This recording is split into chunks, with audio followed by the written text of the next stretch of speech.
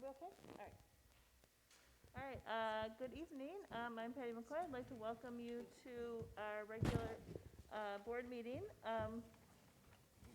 So tonight we will be having our budget hearing first, and then we will have public comments on the budget. Then we will adjourn to our regular meeting and have our regular meeting at that time. So I would like to welcome everyone who is here, everyone who is watching us live, anyone who is watching us later on the district YouTube channel or listening on 88.1. Welcome and thank you for attending. I'm going to have my fellow board members introduce themselves. We'll start down here with Doug. Hello, my name's Doug Brooks. Thanks for coming out tonight. Hi, it's Patrick Keogh. Thank you for joining us this evening. Good evening, Anupam Chugsidhu. Thanks for being here. Hello, Lauren Christensen. Welcome. All right, we will now say, I'm sorry.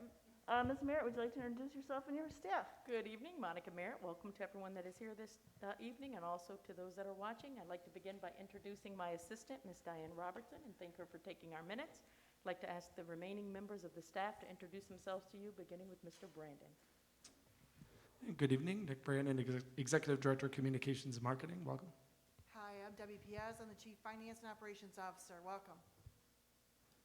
Beth Rail, Chief Academic Officer. Thanks for being here. Good evening, Liz Vartanian-Gibbs, Human Resources. Good evening, Kurt Tiskowitz, Executive Director of Student Services. All right, we will stand and have the pledge. I pledge allegiance to the flag of the United States of America and to the republic for which it stands, one nation, under God, indivisible, with liberty and justice for all.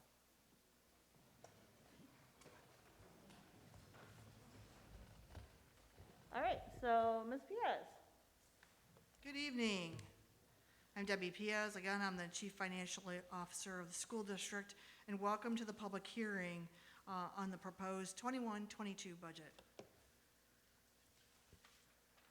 It's also called the Truth in Taxation hearing. It is just a notification under Michigan Compiled Laws 141.412 to consider the adoption of the proposed budget for 21-22, as well as the annual filing with the Wayne County Clerk's Office, the Equalization Department in each township and city clerk in our jurisdiction on the calculated non-homestead tax rate and debt millage rate for the year. I'll go through a short PowerPoint to highlight that information that you are looking at this evening. We'll take public comments. This has also been advertised in our local periodicals, newspaper, Observer, and Eccentric, and that is an annual requirement of the school board. First, we start off with the annual update for the fiscal year 21, which is the year we're currently in. The mid-year amendment was adopted in January of 2021 and projected a $38.1 million in fund equity, or 21.3% of anticipated expenditures. The final amendment will be presented at the next board meeting on June 22nd. Purchases not received or services not rendered by June 30 will be assigned to fiscal year 21-22 as required by the Governmental Accounting Standards Board statements. The award and release of state and federal funding is not yet finalized in some circumstances, and we'll talk about that throughout our discussion today. The Consensus Revenue Estimating Conference was just held on May 21st. That's where the governor's proposed budget, the House and the Senate all come together to consensus of the state finances. And then they start the budget process really in great fervor. So we will continue to see that as we go through June, July, and August. And they have to adopt their fiscal year budget by October 1. In some years, we hope that this budget would be adopted by the state in June, so we can have some further information and harder numbers, I guess. But this year, not so much. And COVID's delayed this as well as other things. As we look at the school aid fund, in January of this year, there was a January revenue estimating conference as well on January 15th. And there was some discussion about whether or not COVID was going to negatively impact state finances. So this is the pie chart of the school aid fund. And as you notice, the largest pie in the circle is the state's sales tax. The second largest is income tax, and the third largest is the state education tax. At that time, it was 43.7, 21.3, and 15.9 respectively. As they projected for 21-22, you see that's not much different. In fact, it's increased in magnitude and in sections of the pie. Still the largest at state sales tax, income tax, and state education tax. As noted before, when I was making this presentation in May, we still made a lot of purchases that had sales tax included with them. And that was, the Amazon Prime truck coming to the house. We ordered things online and still paid state sales tax. So not much an impact negatively in all on the school aid fund. The other important component of a budget in the state of Michigan is the enrollment. The enrollment times the foundation allowance amount garnered by the school aid fund is really the amount of revenue that we generate on an annual basis in our general operating fund. This shows historical data over a 10-year period of time. And such, we've seen some decrease over that time, some recovery, and in most of these years, the state membership formula was 90% of the fall count plus 10% of the previous February count or supplemental count. In our case this year, as in all Michigan public school districts, the super blend was the soft landing that the state decided for Michigan public schools to kind of garner the softer landing for the decline in enrollment across the state. The state estimates that they've lost about 50,000 students statewide. Annually, we lose about 10,000.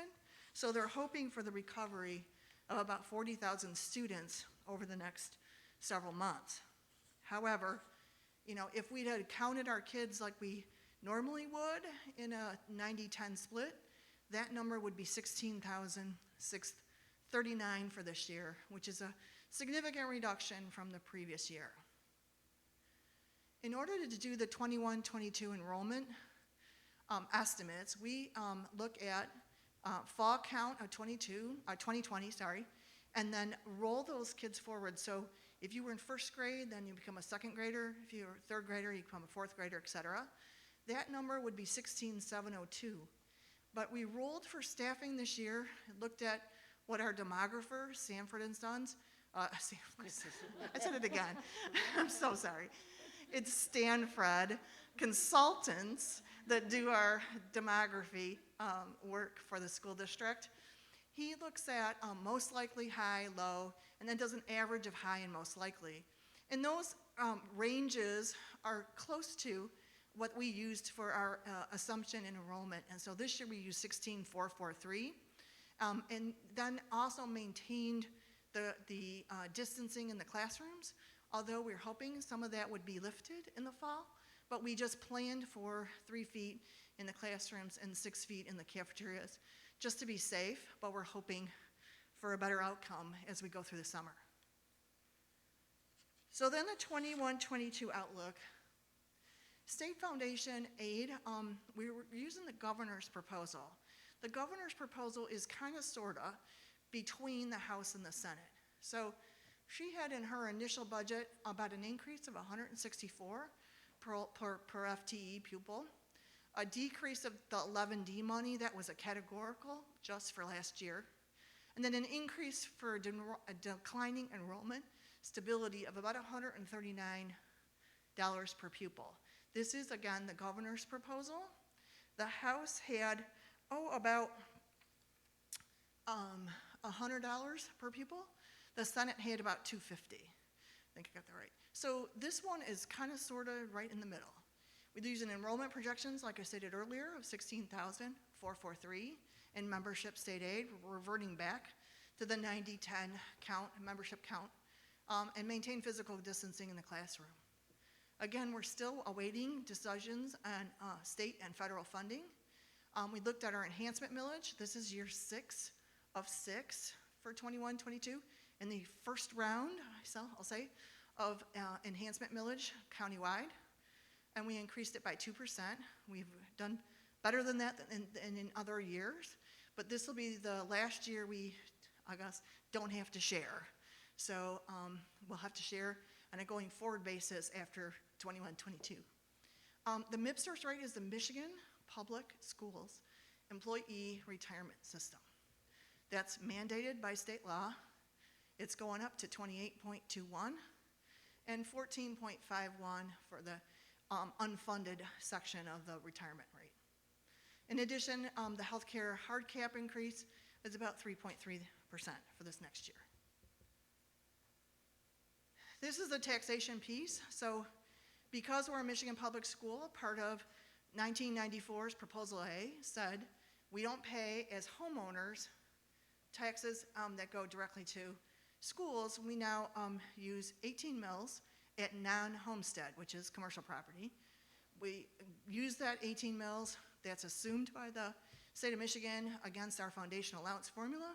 So the foundation allowance is the total, and then the operating millage on the 18 mills is a piece, and then the other piece comes from the school aid fund.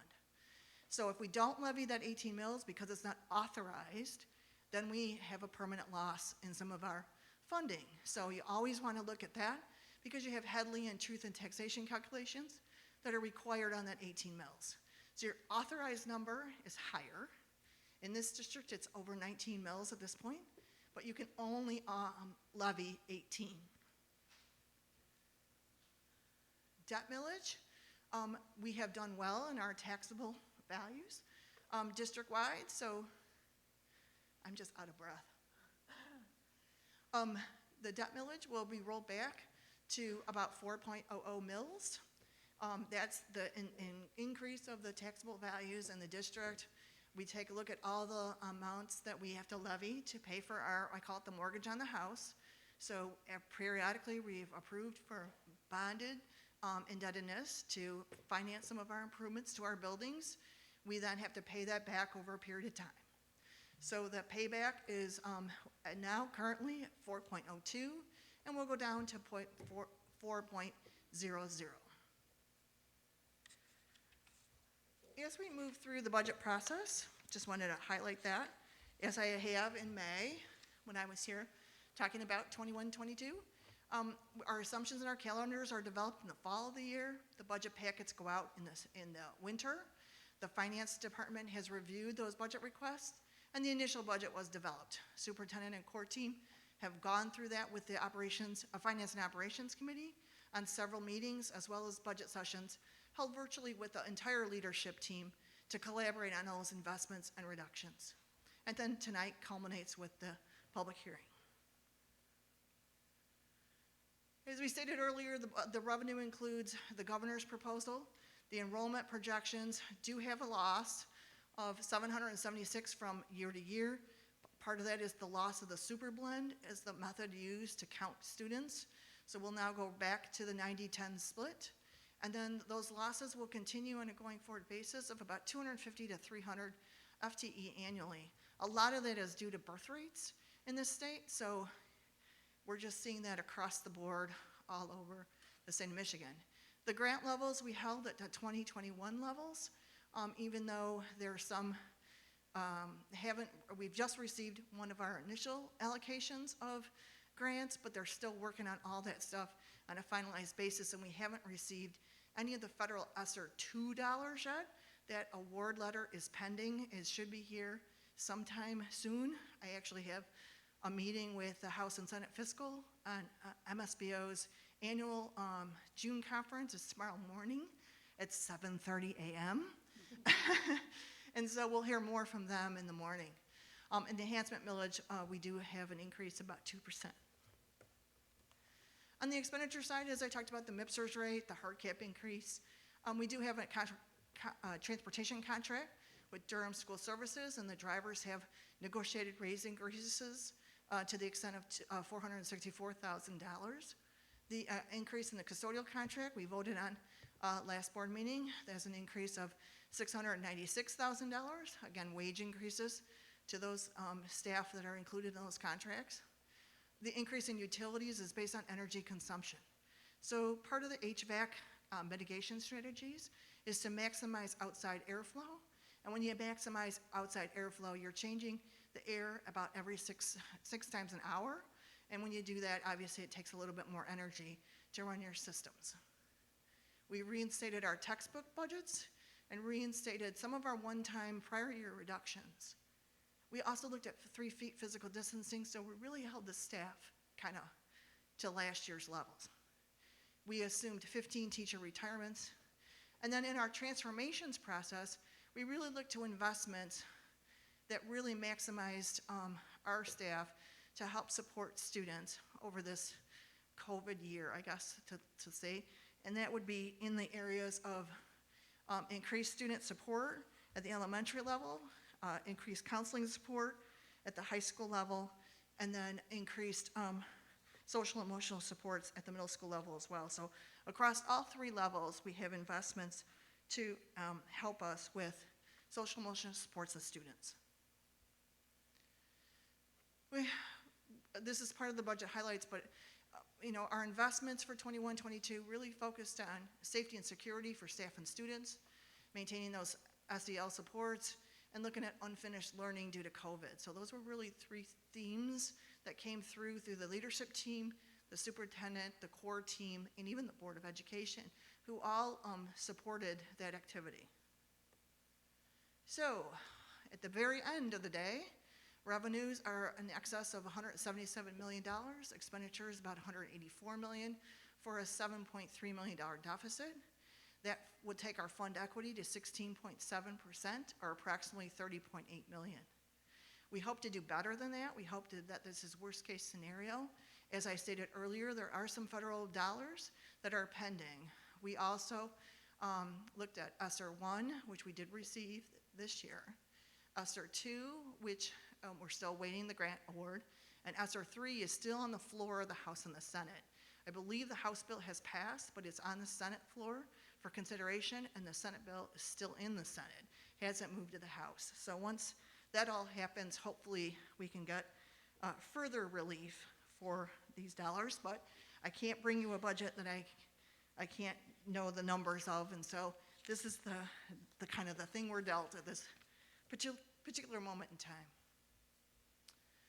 So here's a general fund revenue, local and state sources supplies.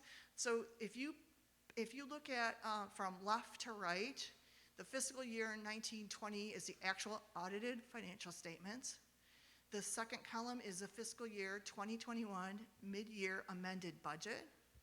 And then the fiscal year 21-22 proposed budget that I'm bringing forward tonight includes the following: increases to local source revenue of over $1 million.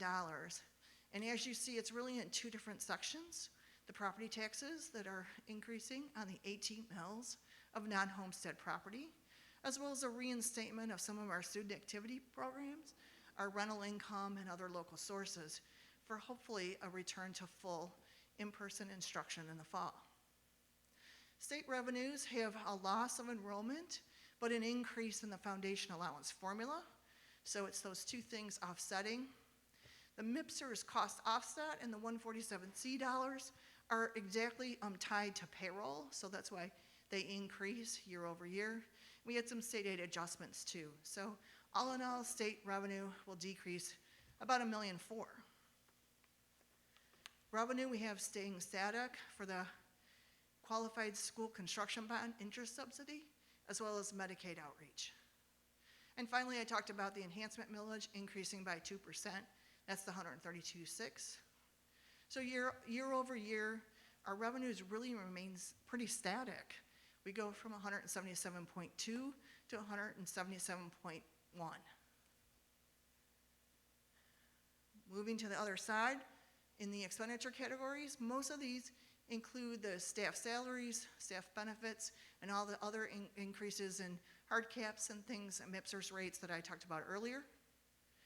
The one big one there for the maintenance and operations support, that's the ABM, new custodial contract, as well as the increase in utility costs. The transportation one is the increase in the driver wage that we talked about regarding the Durham School Services contract. So all in all, general expenditures increased about $5.7 million. Again, here's the summary that I'd like to end with. So basically, our revenues are remaining static, which is true of most school districts. You know, you can only do so much. You have control over enrollment to some extent, but you don't have control over your state financing. That's determined by the state of Michigan. The expenditures, however, continue to rise as everything else rises. You know yourself as you go to the grocery store, the stores, and now the supply chain is impacted as well. So, you know, wood and steel and all those things go up, and so do our expenses. So, unfortunately, we go from about a 21.3% ending fund balance to about a 16.7% over this period of time. I'll entertain any questions the Board of Education would have at this time. Doug? None at this time. All right, Lauren? No questions. Patrick? So we talked about this extensively in the F&O committee, so multiple times, multiple meetings. But there's a couple things I wanted to point out for the community and ask about here. This is a planned use of fund balance. So this is a deficit spending where we're proposing to spend about $7.3 million more than in our expenditures than we have in revenue. From the conversations we've had, that might be reduced a little bit by budget surpluses this year, and that might also be reduced if we have money that comes from the ESSER funds that could help offset that process. Is that correct? That is correct. Okay. So, and we probably won't know what this is until we finish out this fiscal year at the end of June to know what the budget surplus is, and nobody knows what's going to happen with the ESSER funds because they have, I think, 3 years to be able to allocate that. Is that correct? That's correct. Okay. And the other thing you didn't add, but I'm going to add, is Please. there could be a supplemental bill too, because the May CREC, the Consensus Revenue Estimating Conference, was so much better than originally anticipated in January. The governor and the Senate and the House have to agree, obviously, but they might have a supplemental bill that would impact this year. Remember, they did that last year too. They came back in August and actually gave us a deduct of 175, but I won't go there. Anyway, but you can get a supplemental bill at this point that would revert back, and they have, 2 more weeks to do so. So hopefully we will see some additional state dollars, but nothing's for sure. Okay, great. And we're hearing a lot of things coming from the state about different potential options, and may even bring our minimum foundation or our foundation allowance, which is the lowest in all the districts, up to the quote-unquote minimum, which is almost $500 more than what we've got right now. I mean, lots of different things that could happen given the budget surplus that they have, the consensus revenue estimated conference that identified more revenue than they expected, and the ESSER funds on top of that. Is that right? So That's correct. There's a lot of things in flux. This is a conservative, fiscally responsible budget. Yes. Okay. I had one other question that has come up, that there's been a lot of community questions that have come up around some of the reductions that we've done. And I know that we had discussed these things previously at F&O, and I wondered if perhaps Ms. Merritt or somebody else could talk about these. And this is on the Gear School program, that there's been a lot of rumors floating around about that. And I think that we actually discussed this in the F&O committee and made a recommendation to include the budget money for that there might be some changes in that program.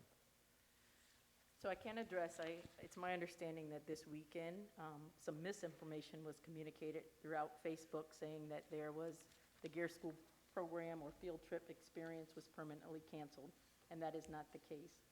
When we look to the Gear School field trip this year, that was a virtual experience because all of our field trips were virtually held this year. We did not have the opportunity due to COVID to take in-person field trips. We're now evaluating as we look to our mitigation plans moving forward to be able to embrace, if we're able to, field trips going forward. At the same time, our curriculum team is evaluating the Gear School experience to look how to make that experience when we look at how students attended school historically to make that more inclusive and add additional opportunities to explore the history behind how students attended school in Michigan. So that is not canceling the gear field trip, but looking at how we can enhance that experience as we move forward with students. So we do want to clarify that for any misinformation that was out there. We'll continue to have discussions around the work that's done. Teachers are actually coming together this summer to do curriculum work around social studies curriculum and looking at field trip experiences. And we will update the board by all means of how we can make opportunities better, but we will not plan to cancel the gear fields trip for next school year. Okay, great. Thank you for the clarity, because I know it has been something that we've received a number of emails on, and I know that when we previously discussed it, that we requested the money be added back until there was decisions made on field trips. And I think that there's still a lot of open issues on field trips overall that we need to work through. Is that correct? That is correct. Okay. Okay, thank you. Those are my questions. Anupam? Thank you. Thanks for the detailed explanation. I know this is really tricky stuff, so you make it sound simple and understandable. I appreciate that. My only question is with regard to any cuts that would be, that the public needs to know about. So Superintendent Mayor, in this, are there any cuts that we need to express to the public in terms of cost savings? The only thing I have is during the transformations process, in order to have SEL supports at the middle school, elementary school, and high school level, the leadership group decided to defer about $240,000 of capital outlay purchases. Each building gets an allocation of about $10,000 annually to do some, capital improvements. And because of the bond work and because of the other things coming down the pike, they decided to delay that one more year.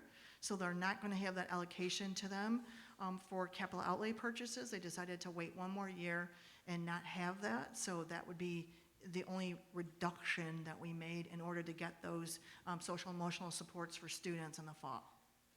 Thank you. Appreciate that. That's it for me. All right, I do not have any questions.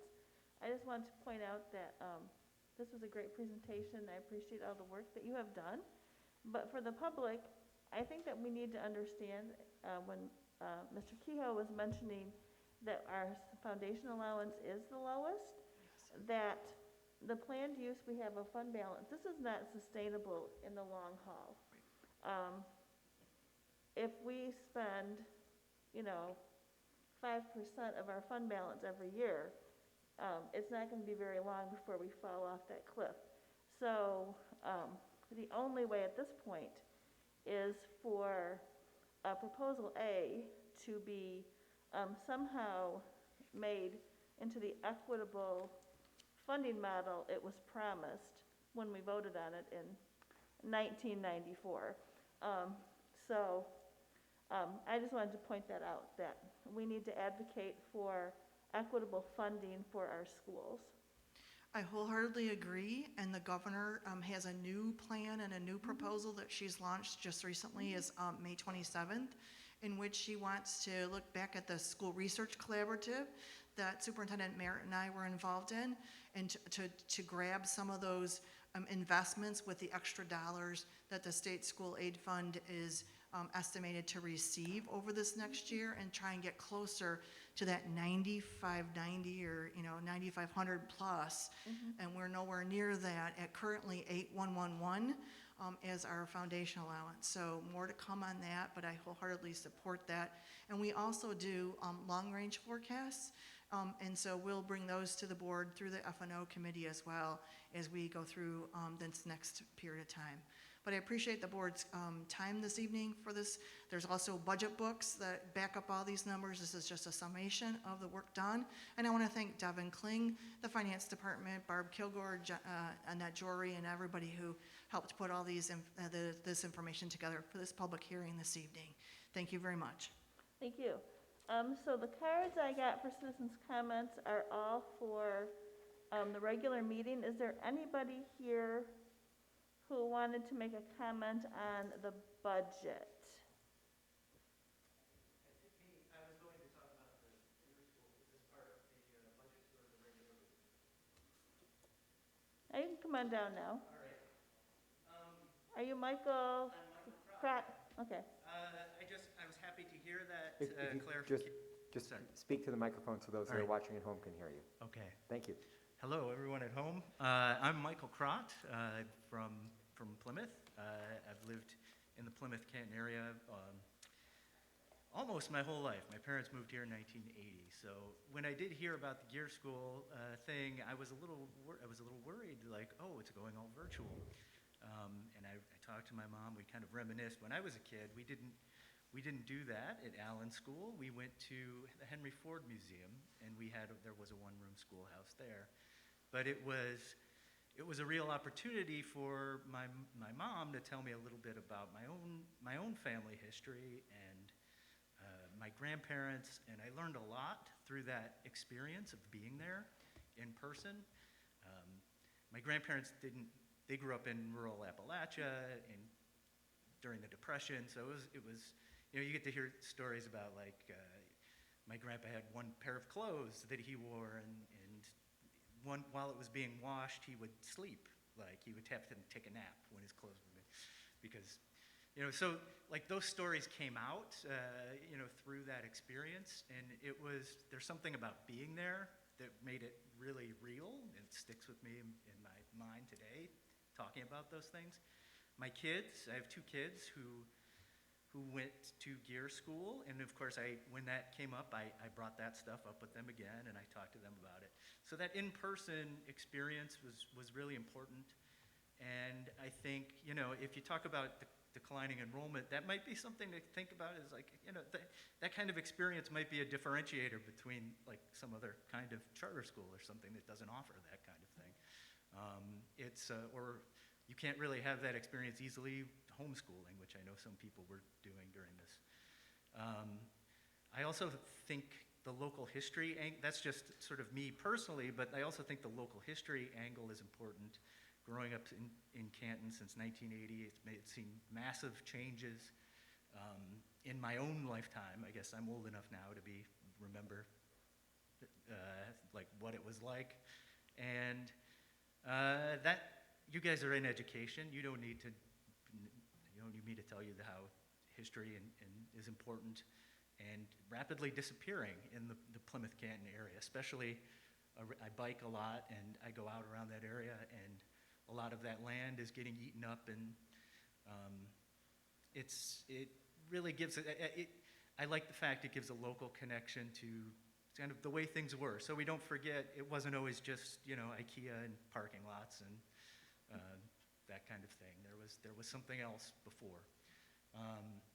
So at any rate, I was happy to hear that it's not being canceled. I think it's an important thing. My kids now, since they've already gone, aren't going to be affected by this decision, but it was important enough for me to come and say something I've never spoken to a school board before. No, I may have attended one, but so. And I'll certainly say the in-person experience, like me watching you guys on TV, which I've done before, and like doing it now, it's very different looking you guys in the eyes and talking to you. It's the same kind of thing with a virtual experience versus actually being at the school. Like it's a really meaningful thing. So that's all. Thanks. Thank you so much. All right, so let me set my timer so it doesn't go off. We are going to start our regular meeting. Since it had been scheduled for 7:30 and it's past 7:30, we can just go into that. So I am looking for a motion to adopt the agenda and approve the consent agenda. Action item 210675. Madam President, I move that we adopt the agenda, approve the consent agenda, action item number 21-06-75. Thank you. I'm looking for a second. Second. Okay. It's been moved by Member Sidhu and seconded by Member Brooks for the adoption of the agenda and approval of consent agenda, action item 210675. Can you take us through this, Ms. Merritt? Yes, President McCoy. This evening, the consent agenda consists of human resources transactions since our last time together. We have resignations and retirements for your consideration, as well as the approval of minutes from our regular meeting on May the 25th and our special meeting on May the 27th. All right, all in favor of adopting the agenda and approval of the consent agenda, please say yes. Yes. Any opposed, say no. All right, passes 5-0. Dr. Vartanian Gibbs. Good evening. I have a couple of wonderful people that I would like to talk to you about who are retiring from our district. The following teachers have been teaching in our district for decades, and they have decided to take the next step in life, which is called retirement. Karen Brackett, elementary classroom teacher, Field School. She has been working in our district for 27 years. James Burrell, math teacher at Pioneer Middle School, 22 years. Catherine DePentu, who many of you met last week when she was here, orchestra teacher, 24 years in our district. Robert Dinan, language arts teacher at Liberty Middle School, 16 years. Mary Easterbrook, speech pathologist at Farron School, retiring after 24 years of service. Rebecca Lighting, Tonda school teacher, retiring after 24 years of service. Connie Ludi, Bird school teacher, retiring after 32 years of service. Joan Pence, biology and zoology teacher, Salem High School, 37 years of service. Kathleen West, Isbister resource room teacher, retiring after 32 years of service. So congratulations to all of our teachers that are retiring. Tomorrow evening, we will be honoring everyone who's retiring from our district for a special celebration that Mr. Brandon's department has set up. So congratulations to everyone.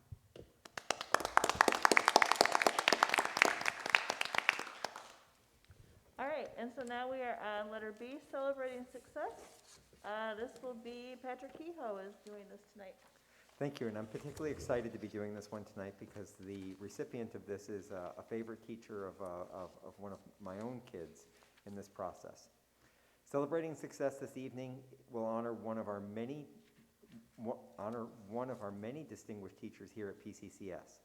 Scott Milam teaches chemistry at Plymouth High School. Scott is a finalist in the prestigious PAEM ST Award this year. This is the Presidential Award for Excellence in Math and Science Teaching. He is one of 3 science teachers in the state competing for this award. Scott has been a science educator for 15 years, and his ability to teach complex topics in an understandable and meaningful way to his students is remarkable. Scott is successful at making science accessible and fun for students of all backgrounds and provides them with the best possible learning environment. At this time, we'd like to invite Nick Brandon, Executive Director of Communications and Marketing, to read a statement from Plymouth High School Principal Sherry Steckel regarding the nomination for this outstanding teacher in our district. And good evening. This is from Sherry Steckel. Scott has been a science educator for 15 years, and I've had the privilege of working with him for the past 11 years in my role as principal of Plymouth High School. Witnessing his strengths firsthand allows me to confidently say that Scott is more than deserving of this honor. Scott is exceptionally knowledgeable in his content area. While his content mastery is impressive, what is even more remarkable is his ability to teach complex topics in an understandable and meaningful way to his students. Scott goes above and beyond to help students grasp chemistry concepts, including writing songs and, my personal favorite, composing epic rap battles of chemistry. That's cool. Scott is a creative problem solver who thinks outside the box. He understands the financial constraints on public schools and often applies for grants and investigates other ways to fund 21st century laboratory equipment. As a result, his students have experiences that they would never have without Scott's persistence and diligence to provide them with the best possible learning environment. Furthermore, Scott believes to his core that all students can be successful. Oftentimes, teachers of advanced courses expect to have the brightest and best in front of them. Not Scott. The student's desire to be there is enough for him. The AP and IB courses that he teaches had no barriers to admittance.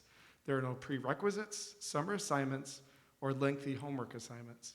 His philosophy of teaching all students is exactly what our students need. Congratulations, Scott.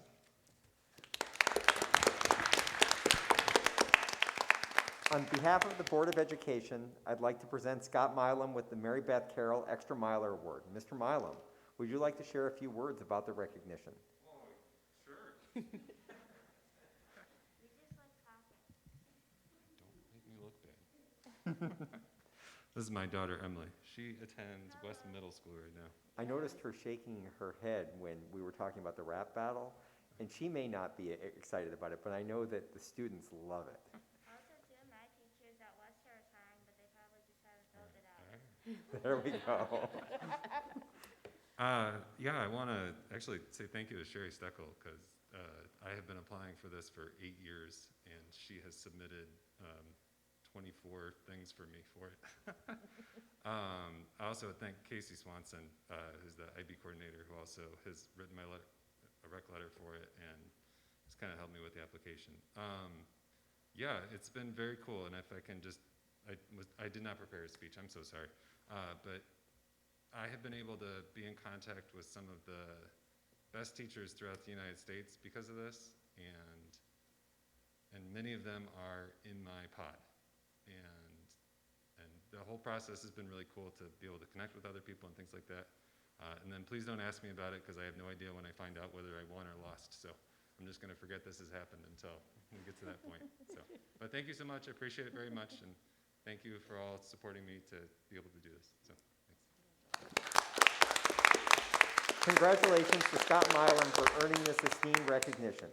Thank you for all you do to help students, staff, and families learn, prepare, and thrive every day at P-CCS.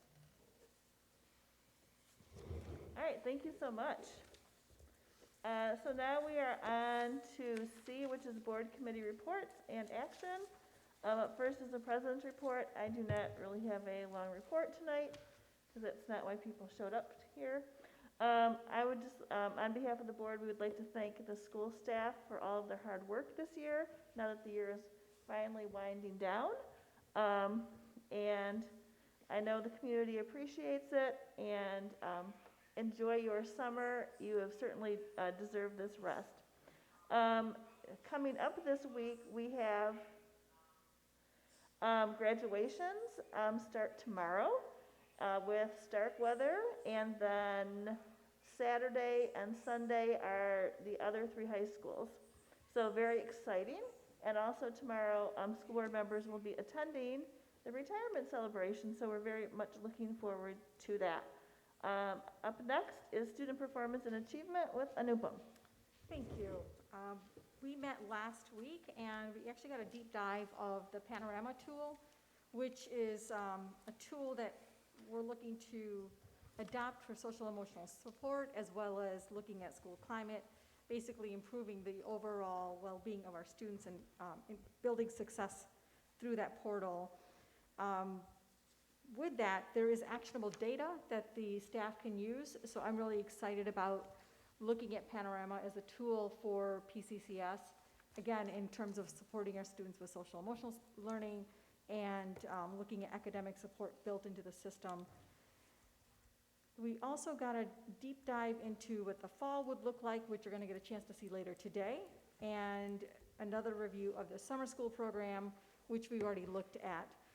We have no meeting for the month of July. We're taking a break during that month, and we will reconvene in August, but I don't have a date yet for August, so please look at the website in late July for an August date. All right, the policy committee has not met since our last board meeting. We will be meeting Tuesday, June 22nd at 5:30 here. It's also the same night as our next school board meeting. So anybody is welcome to attend. We have quite a few things trying to wrap up the year, and hopefully we will get through our agenda this time. And so please feel free to come out. Next up is Patrick Keogh with Finance and Operations. Great. We met last Thursday, June 3rd at 5 p.m. at the board office, and we had a really exciting conversation about the general operating and debt millages that are done for 2021 and 2022, and talked about the public hearing for the budget process that you heard here this evening. We also talked about paging and security equipment that'll be up tonight, as well as the district-wide copier replacement. So very exciting topics, and We also talked about some good work that the administration is brought forward to be able to do some bond refunding on our 2012 and 2013 bonds, which will help save some interest expense for the community on those capital projects that we've done over the last 20 years. Our next meeting is coming up on Thursday, June 17th at 5 p.m. F&O never sleeps during budget time until the budget is passed, and so we'll be meeting at 5 p.m. at the board office, and again, we welcome the community to come and join the excitement. All right, thank you. Up next, now we are on to letter D, administrative reports and recommendations. Up first, Superintendent Merritt. Thank you, President McCoy. I will say most of my superintendent reports this year have been about COVID-19 updates and extended learning plans, and so I just want to take a moment to reflect this evening and celebrate our amazing students and their accomplishments. So I really just want to begin this report with just a heart full of gratitude for our staff, for our students, for our families. We know that this has been a year like no other. I also have a mind full of lessons that have been learned throughout this crazy pandemic, and I will continue to say that the silver lining is that we've learned so many things, and we will be better because of it, and we will have more opportunities in innovative and creative ways to continue to meet the various needs of our students. And so this is something that has been challenging. We have asked a lot of our teachers, our support staff, our administrators, our families, and we know it has not been easy. But when you think about the center of the decisions that we make being our students, I guarantee you that everything we have done this year has been worth it. So while this year has brought so many challenges, it has to end with an opportunity to just celebrate the accomplishments of our great students. I want to remind many that we have over 1,800 high schools in the state of Michigan. All three of our high schools at P-CCS, looking at the U.S. News Best High Schools reports, were ranked in the top 50 across the state in the midst of a pandemic. Canton coming in at 29, Plymouth at 33, Salem at 41. That is an accomplishment worthy of praise. And as you talked about, Treasurer Keogh, we received the lowest per pupil foundation in this state. So there are many districts on this list that have well over $2,000 per year to educate their students, and yet all three of our high schools at P-CCS are in the top 50. And so I continue to praise our students for their hard work, even having to go through a difficult year. I'm so proud of them. I continue to urge, as you heard President McCoy and Ms. Piez, that we need to continue to advocate for greater funding opportunities for our students. Just imagine what we could do with $2,000 more per student. I want to talk a little bit about Honors Night. We talked about that, but as I reflect on the accomplishments of our high school seniors this year, we have National Merit finalists, we have hundreds of presidential awards in educational excellence, millions in monetary awards and scholarships earned by the class of 2021. They are an absolute remarkable group of young people. We gave a prom for them. I want to thank Mr. Hurd and the prom committee, and it rained, of course, so 2021. But our kids embraced the rain. They got out there and danced and sang in the rain like Fred Astaire and had a good time, and that's just really just reflective of the type of students that they are, and I could not be more proud of them and all that they've accomplished. You've talked already about our upcoming celebration. Starkweather graduation will take place tomorrow. We did have a change in location that will take place because of rain. We don't want to have to dance during graduation in the rain. We'll be at the Salem Auditorium at 7 o'clock p.m., and then our three high schools at P-CCS will begin their commencement exercises on Saturday with Plymouth at 9 a.m., Canton at 1 p.m., and then Salem graduating on Sunday at 9 a.m., and that will be on the varsity football field. This week, we also celebrated the outstanding accomplishments and achievements of our kindergarten students, our 5th grade students, our 8th grade students, as they are transitioning to the next chapter in their educational careers. Various celebrations are taking place in our buildings and outside, and I just want to thank our staff. I know for our elementary celebrations, I see Ms. Malloy here in the audience, and I see Mr. Ruella from K-8 just working with all of the changes and all of the rules that change weekly on us without notice to make sure that we can honor our young people. I appreciate you, and I appreciate all of our administrators and staff for the work, and we wish our students just goodwill and good wishes throughout this summer. Athletic teams, I just want to give a shout out to our student athletes, including a stellar spring with championships at the league, district, and regional levels at all of the high schools, highlighted by state championships for our Salem High School bowling and pom teams, Canton High School having 2 top 10 finishers in the state championships, as well as competitive cheer with the top 25th finish in the state, and Plymouth High School seeing its girls golf team make the Final Four in states, as well as an individual state title in swimming. We're so proud of our student athletes. They had to endure weekly testing. They showed up, and they continue to give their best, and we just continue to demonstrate their resilience, their determination throughout this year, and it paid off, and we're so proud and want to celebrate them. We're also proud of our talented students in PCEP's award-winning photography program. They earned some well-deserved time in the national spotlight recently when several young artists were honored with regional awards in the prestigious Scholastic Art and Writing Awards. Our students will actually receive a Gold Key Award at the regional level of the competition, and they automatically will enter their work into the national level of the competition, and this could lead to scholarships of $10,000. I also want to shout out our PCEP chapter of Students Against Destructive Decisions, or SAD. They were honored this year for their work in the Strive for a Safer Drive awareness campaign. The chapter placed 5th in the competition, which asked groups to create public service campaigns to focus on teen driving safety. 88 won the park. They're here, been here representing for our community, making our board meetings accessible. They also continue to shine, and once again, they have been named by the Michigan Association of Broadcasters Foundation as the 2021 High School Station of the Year. This year's honor is the 4th straight year that 88-1 has earned this title, and the MABF also recognized 15 PCEP students in their annual high school and college awards show earlier this spring.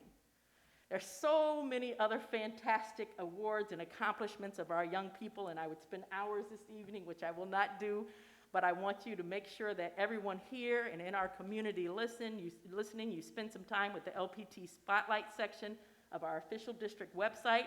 These features capture so many moments from this school year, which are not focusing on COVID-19, but really focusing on the creative and innovative work that occurred in the classroom, that occurred virtually in the classroom, that occurred across our school K through 12. I've enjoyed following those updates, and I encourage you to do the same. It really just affirms who we are. Many years ago, we came out with that question, why P-CCS, to remind people that we are the best and first, and I say the only option for education of our students. And I think that we continue to highlight how in the midst of even this pandemic, our kids are still continuing to thrive, and we have a lot to be proud of. Lastly, I just want to make sure I acknowledge again the hard work of Ms. Rail and her team as they put forth a robust summer of enrichment programming. This is free of charge learning opportunities throughout the summer with camps and enrichment and opportunities to catch up on some unfinished learning. Once again, free of charge to anyone enrolled in P-CCS for the 2021 school year. So we're ready for our students this summer. We're looking forward to supporting them in the best ways possible and helping them to prepare for school in the fall. And finally, again, I want to end with just thanking our amazing teachers, our support staff, our administrators, everyone in this entire school district, you members of the Board of Education, who have all just stepped up throughout this school year and showed your dedication and passion and showed what it takes to succeed in challenging times. You have all remained focused on what is best for our students, and I know that right now we don't see it. We hear where every decision that we made, we know that will be divided on how people receive it. But I guarantee you that at the end of this journey, we will have an opportunity for it to be seen and our story to be told about the decisions that we made and how we overcame the obstacles. And I appreciate and I thank you for that. And I appreciate that you always have kept students first in the decisions that you have made. We've been through a lot together, and as we approach the end of this pandemic, I am probably the most excited about our presentation tonight, which is embracing the opportunity to return to 5 full days of in-person learning in the fall.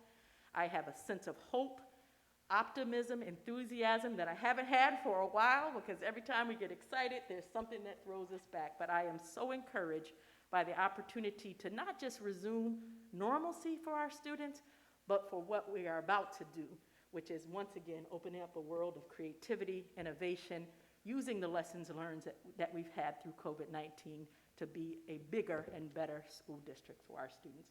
So thank you, everyone, for a difficult, challenging school year with life lessons learned. But I guarantee you, once again, we will be better for it. So thank you. All right, thank you. So now we are on to teaching and learning. I'm so confused because you switched sides tonight. They confused me too with that.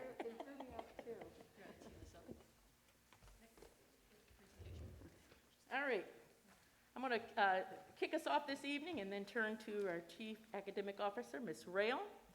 So, of course, this evening, as we look for our first slide, as promised, and I will contain my excitement, we are here to share our recommendations for a return to full 5 days of in-person learning at all grade levels across the district in the fall. This recommendation is based on the work of the P-CCS Building Learning Design Teams, our District Learning Design Teams, and the Reentry Task Force. We recognize always that parents have choices when it comes to where they want to educate their students. And we firmly believe, as I just shared, that P-CCS continues to be the first and best option for our families in this community. And it is our goal this evening to communicate early so that our parents are equipped with all of the information they need to plan for their students' learning in the fall. Now, I will share that this evening we are only discussing the instructional delivery models and not the mitigation plans for the fall. Throughout this pandemic, I will say that we have continued to follow the guidance of the medical experts as it relates to our mitigation strategies when developing our plans. It is our understanding that the MDHHS is currently working to update the school COVID-19 toolkit. And we want to make sure that once that decision is made, we're able to update our community. Now, that has been intentional, and I know that that will make some people unhappy that we're not sharing mitigation strategies. But I will say that one of the lessons learned is that we would communicate, then something would change the next week, and that frustrates parents. So knowing that that is supposed to be coming, we want to make sure that we get that information and that we come out with that communication once it is set. As we all are looking forward to, we hear across the state already that there should be some changes come July 1st where things are opening up. And so it would be reasonable to think that school guidelines would mirror that. And so we want to make sure that we wait for that information, and we will share that in an upcoming meeting. So with that, I am excited again. I'm going to turn to Mr. Tiskowitz. We're going to talk this evening about our return for 5 full days of in-person learning across all levels, as well as having our virtual academy for the fall. Mr. Tiskowitz is going to begin to start us off, followed by Ms. Rail and her members of the teaching and learning team. At the end, we're going to have an opportunity for any questions. And then at the second meeting of the month, as always, you approve the ECOL. So this ECOL will be about the instructional models that we will use for the fall. So with that, Mr. Tiskowitz, please. Thank you, Superintendent Merritt. I want to begin briefly by talking a little bit about what is required for, from the pupil accounting world for instructional days and instructional minutes. Prior to the pandemic, all schools are required to educate students for 180 days and 1,098 hours. As the pandemic rolled out and there were some changes that occurred to that requirement. The state issued a waiver that allowed us to provide instruction that equated to 180 days and 1,098 instructional hours. But there was some flexibility in how that was done, whether it was done remotely, whether it was done as a hybrid, whether it was done fully virtual. There was some leeway or latitude that we were given for this past school year. Moving into the 21-22 school year, they are returning to the 180-day, 1,098 hour requirement, where it is going to be clearly defined what your model of instruction will be, whether it will be all of that will be in person or all of that will be virtual. They're not going to give us as much grace as they did for this past year. So I just wanted to give you a quick little overview of what's required instructional hours-wise as it relates to People County. And I'm going to turn it over to Ms. Rail, our Chief Academic Officer. Yep. And what we're going to walk you through tonight is the totality of the model ranging from pre-K, our early childhood model, all the way through elementary, middle school, high school, and post-secondary programs. As we've done this planning for the fall, again, as Superintendent Merritt said, super excited to be able to return fully 5 days per week in person with a dedicated virtual academy option at all levels. One of the things that we've done all planning around is looking at our most restrictive parameters. And those parameters are 3 feet in the classrooms and 6 feet distancing in cafeterias while eating. Indications, as Superintendent Merritt said, are that very likely in July, those are going to roll off and relax a bit. But we, of course, need, the one lesson learned is we need to start at the most restrictive, and then always we can relax as need be. So as you see our plans tonight, you're going to see them predicated on this type of parameter. 3 feet in the classroom, 6 feet while eating in cafeterias. As we've reflected on this year, there are several things that we learned that will help us become even better in the future. And here on this slide are a few of these things, far more than these, but some that really helped kind of give us input into the model that we created and as we're looking ahead. The need for social and emotional support, and social and emotional learning's embedded right into our schedules at all levels. This year in the pandemic, we were able to implement social and emotional learning, and it helped support our students. Recognizing, of course, that as a school system, we were taxed and stretched to our limits in social and emotional learning, as was our community.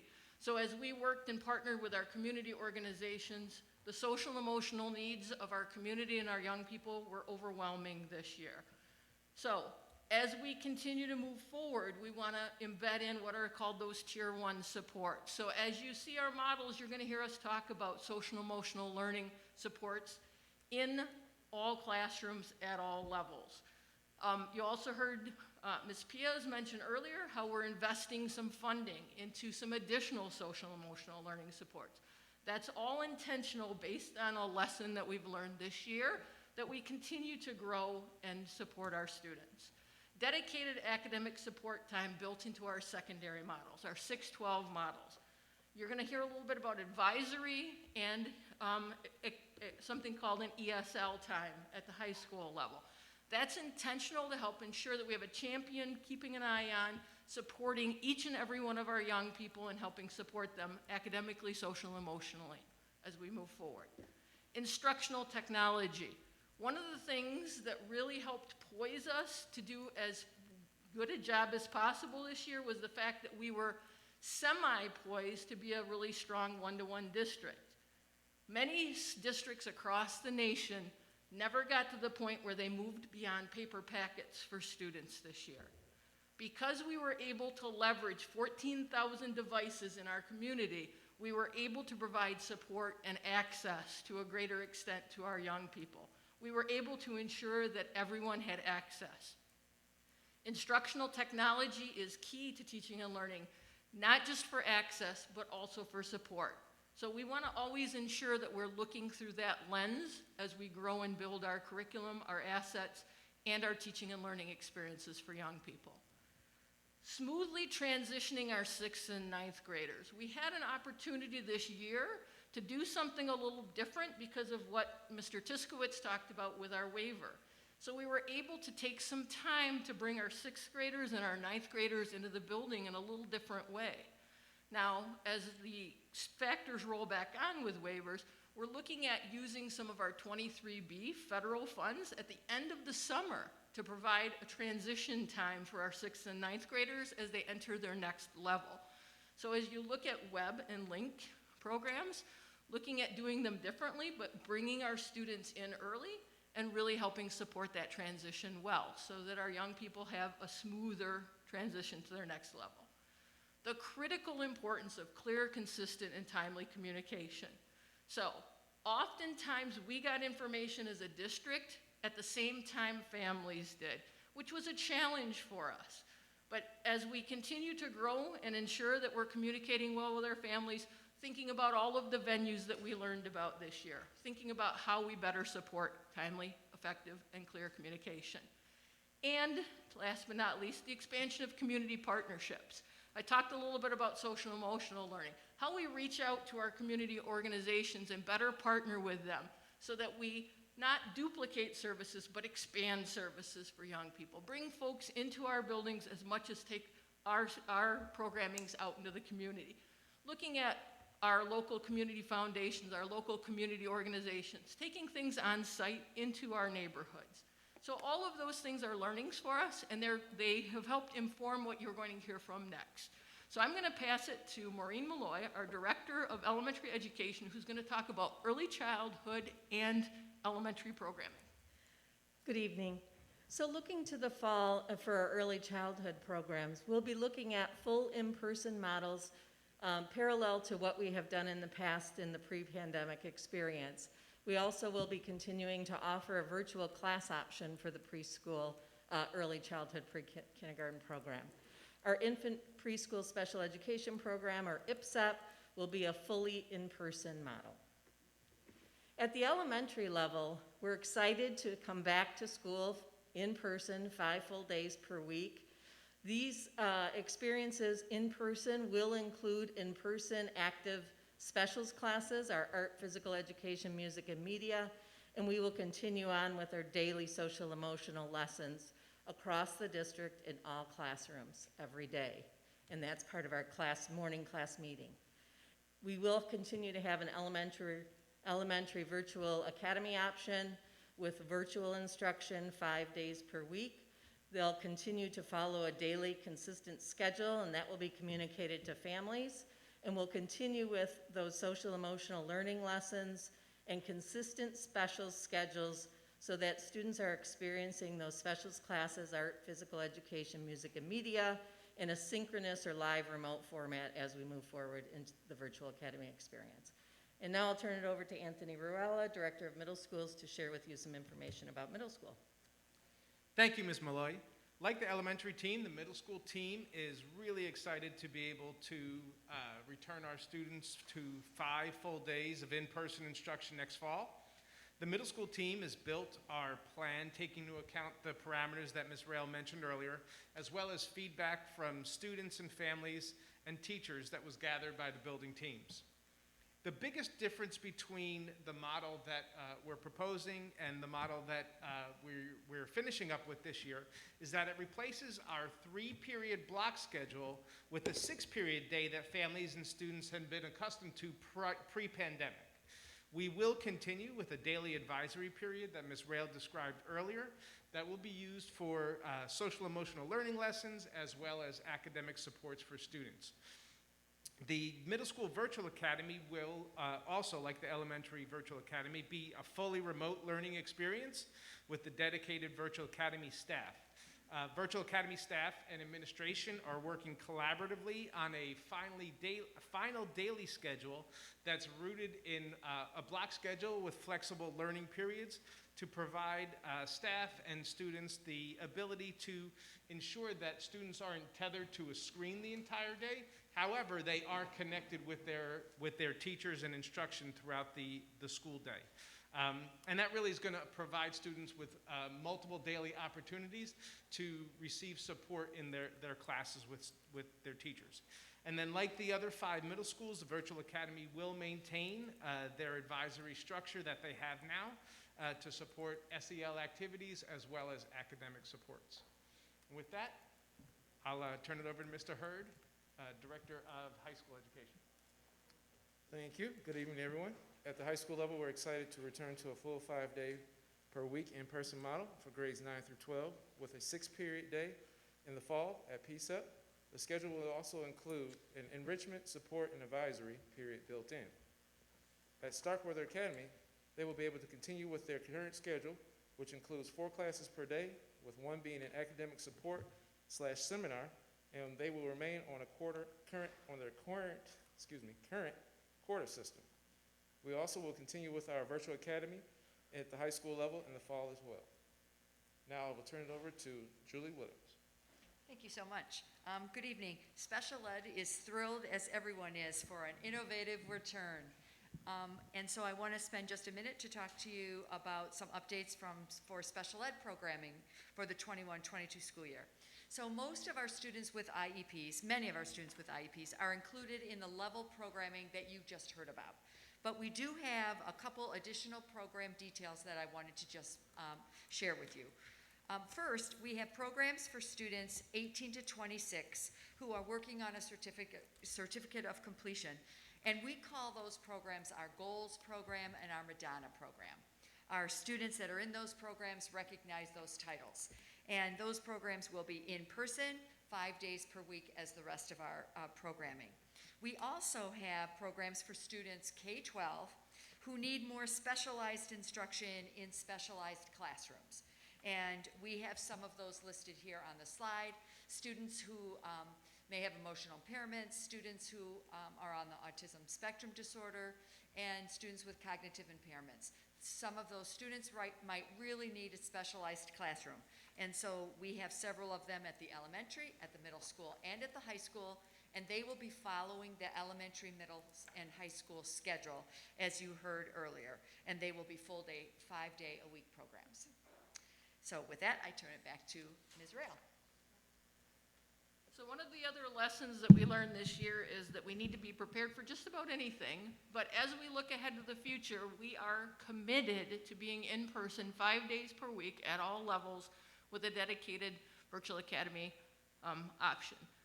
If needed, and only if needed, the teams have been working diligently to also look at hybrid and remote plans. And again, I want to reiterate that these are only if we had to shift to these plans. So I'm going to share kind of an overview of what these plans look like. At all levels, we would be moving to a cohort level if we move to a hybrid learning option. At the elementary, middle school, and high school levels, we would be looking at full-day cohort models. Elementary-wise, we'd be looking at 2 full days in person, 3 days asynchronous learning. If we were not provided a waiver from the state of Michigan, if things move to a more drastic scenario and the state were to roll us back and removed the instructional minutes or waived and gave us a little more flexibility, at the elementary level, we would be looking at our AM-PM cohort model. So right now, there is no indication that the state will provide a waiver, but we're also planning for all of these options. Middle school, 2 full days in person, 1 fully remote day with 2 asynchronous days. They would continue with the 6-period day. High school at P-CCS, 2 full days in person, 1 fully remote, and 2 asynchronous days following a 6-period day. At Starkweather, 2 full days in person, 1 fully remote day, 2 asynchronous days, a 4-period day. For our special education programs, Goals and Madonna would be 4 full days per week in person with 1 day of remote instruction. Our CI, EI, and ASD programs at the K-8 levels, 4 full days per week in person with 1 day of remote instruction. At the 9-12 levels, 4 days per week with reduced in-person hours as determined by the individual student schedules. Many of the students are in general ed classrooms, so we'd look at each individual's schedule. Something called contingency learning plans, you may remember these. They would be implemented if we were to move any of our students with IEPs into a hybrid or fully remote level or fully remote model. So we would re-implement their contingency plans. If we had to roll to a fully remote model, it would look like this. The elementary would mirror the virtual academy model. Middle school would move to the 3-period block daily schedule. High school at P-CCS would continue a 6-period daily schedule. Starkweather, 3 academic classes in the AM with seminar advisory in the PM. Goals and Madonna would follow the middle school schedule. CI, EI, and ASD programs would follow their level schedule, so elementary, middle, and high school levels. Some additional information for our families. More information will be shared throughout the summer, and no later than early August, just as in a more normal year, Our transition opportunities between in-person and virtual academy, continuing information around that. Remember, we've committed to, at the end of the semester and at the end of the first trimester, allowing families that move, but we're also looking at some additional ways to help support our families. Extended day programs and information about extended day. Daily schedules, including the schedule pickup for middle and high school, and then all other information that traditionally is communicated during the summer through the P-CCS summer communications and PSEP e-communicators. And again, as we look to the future, our next steps, as Superintendent Merritt mentioned, consider approval of the ECOL during June 22nd Board of Education regular meeting, and again, commitment to returning 5 full days per week, fully in person, all levels, pre-K through post-secondary, with a dedicated virtual academy option at all levels. And one thing I want to say that wasn't yet mentioned is at all levels, the P-CCS virtual academy would be P-CCS teachers teaching P-CCS curriculum. So we would be moving away from using any third-party providers or vendor-party providers to help support our curriculum, because we've had the year to learn how to look at curriculum and instructional methods in a virtual environment. So we're taking that time to build that curriculum. So with that, we're going to pause and ask for any questions that you might have. Doug, you're up. No, I don't have any, no questions right now. Sorry. Lauren? Yeah, thank you for this presentation and kind of walking us through. I think I had a couple of questions that I had written down that you just, have to answer during the presentation, so I think that was great. I need a little help or maybe some clarification with maybe what I heard about the virtual academy option, and if we had to go back to full remote. They're kind of similar.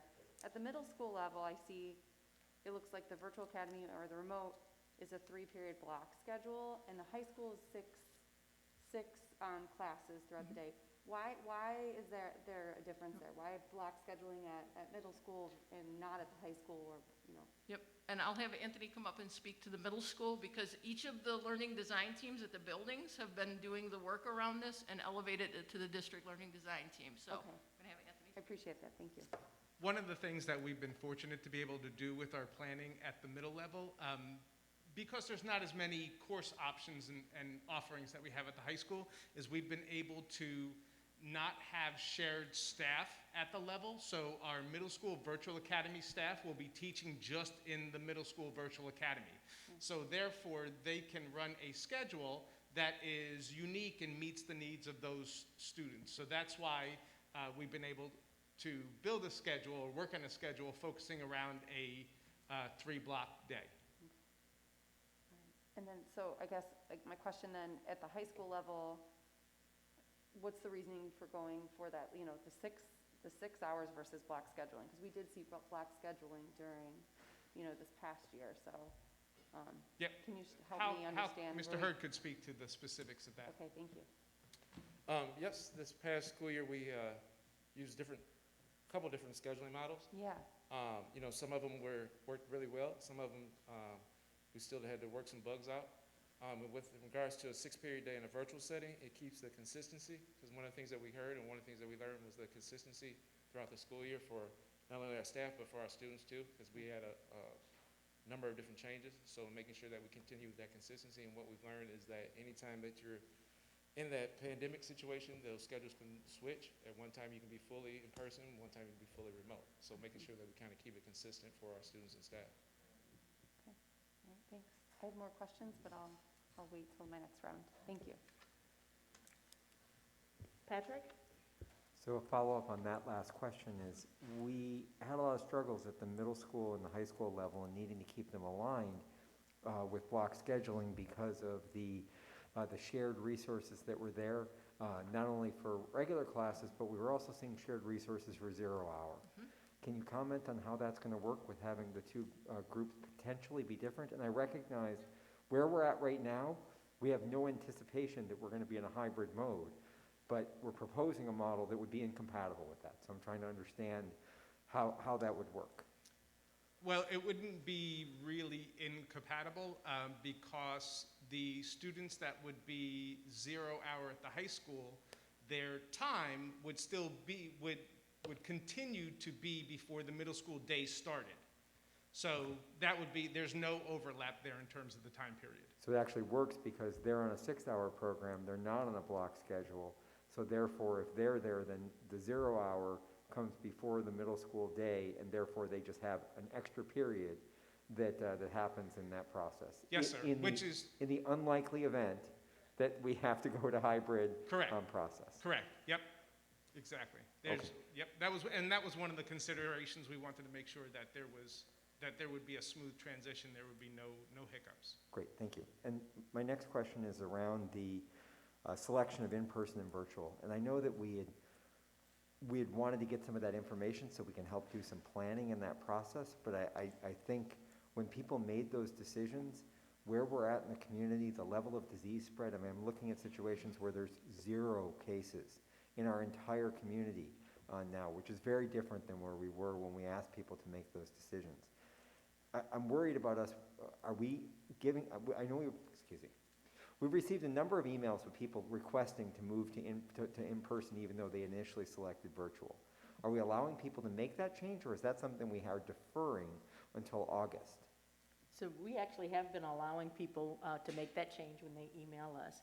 We did have to put a firm deadline, realizing that so many things could change. But to your point about staffing and what you heard Mr. Ruella say is that this year, or 2021, we are planning for dedicated staff at the Virtual Academy.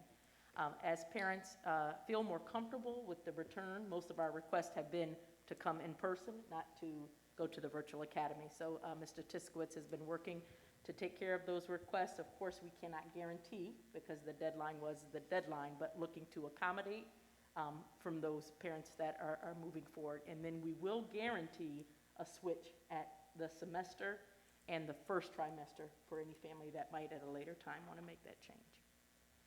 So those people that are requesting right now, because we haven't been privy, we've seen the request, but we haven't been privy to the answer. So those requests are being honored, they're being switched immediately, is that correct? To a point, we were looking at what we've staffed and if there is space available. And if there is, at the present time, if there's not space available, we have a list created of people who have a desire to switch, and we'll keep them on the wait list until whether people move out of the virtual academy or into the virtual academy. We've had them request both ways. So if there's an even switch, we're able to do it. Otherwise, we're looking at our staffing levels and whether there's space in those classrooms for switch. So can you update the board, perhaps in board notes or something, with the number of students or the number of families that are on the wait list right now? I could tell you right now. I'm sorry, I didn't mean to surprise you with that. And I'm happy that you've got the data at your I fingertips. try to be prepared for your questions. It's not your first rodeo. To my knowledge that have come to me, we have 18 on the list. Okay, so there's 18 that want to switch from virtual to in-person? That's correct. And those are ones that we are not able to accommodate at this point in time? That's correct. So for example, if we had a full classroom's worth at a particular grade level that wanted to make that switch, would we be able to do that? Or does that still end up with a space issue because you don't know what schools those kids are going to go to? They're from multiple different schools. So, okay. If it's possible to do it at their school, then we certainly do it right away. But if there's not, then we wait and see what happens. Okay, great. And I have more questions, by the way, for my next round. If only they came in a neat package. Yeah. Absolutely. I was just gonna in the say, same location. Yeah. That's right. Anupam. Thank you. We actually discussed this in depth during the SPA meeting last week. But I do have a question with the scheduling for the virtual academy. Mhm. Is that going to mirror the same start time as the face-to-face high school, or will there be flexibility in that start time for virtual academy? Part of that will be dependent on staffing, so staffing is still taking place. So if possible, we will uncouple where we can, and if we can't uncouple, then that actually will be a factor that we have to look at as we look at the virtual academy schedule. Okay. So one of the things I just want to bring up is a learned lesson, as Superintendent Merritt was saying. We learned a lot this year. And what we learned with the virtual academy is that students liked the flexibility. However, when you have that start time so early it takes away from some of that flexibility, and to honor some of the kids' challenges, and to be able to provide that flexibility in that remote environment. That's it. Thank you. Okay. So I would just like a little clarity for myself, the board, and the people out here. What would trigger a move to hybrid or remote? So if you're looking at the direction, as we say, we've always taken from the state, when they talk about spacing, for example, if it came down that were a requirement that we would have 6 feet of space between students, we're currently at a minimum of 3 feet, then we could not fit all of our students in a classroom at that area, so we would go to a hybrid model. If there were a recommendation to say at this time, due to an unexpected surge, we would need to go fully remote, then that would make that decision to go fully remote. So it's about just the mitigation strategies that come forward from the state. One thing I would say when we look at our current plans, as you heard, we're moving forward with staffing, with the mitigation factors that are currently in place, which is a 3 feet. So we have differences at some of our buildings, just based on the size of classrooms. So we may have some classrooms that a first grade could have 22 students as the maximum, and another classroom that could have 27 students.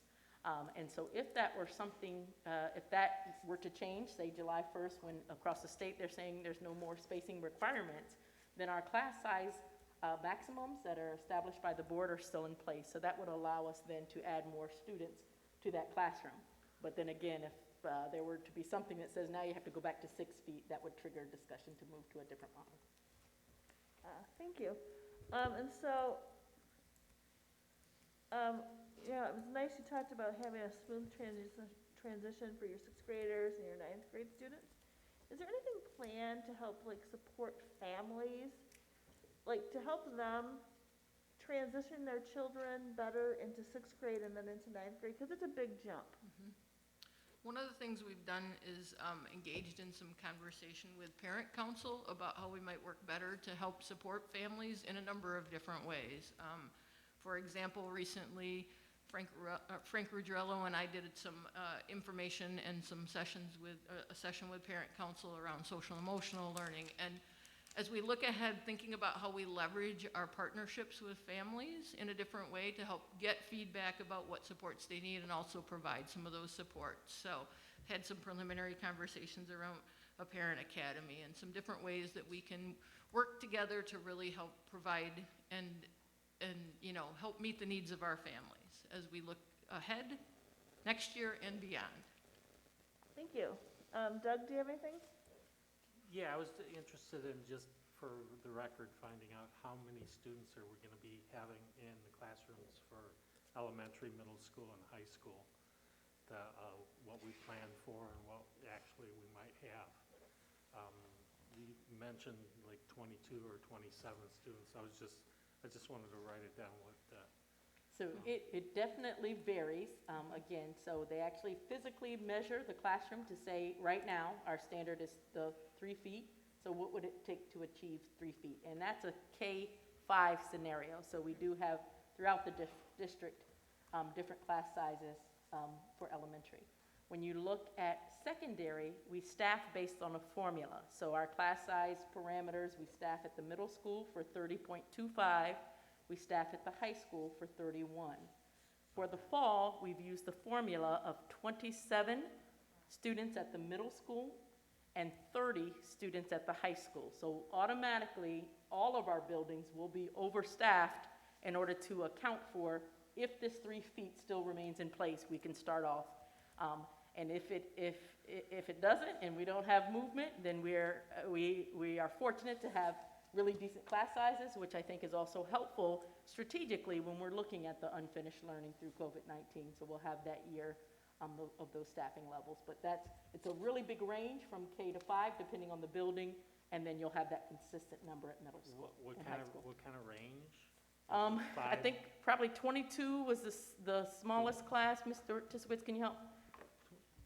Yes, I believe it was right around 22 smallest. 20-ish, I think, at the elementary level, yeah. And then when you look at the some of our newer schools, it may be like a 5th grade.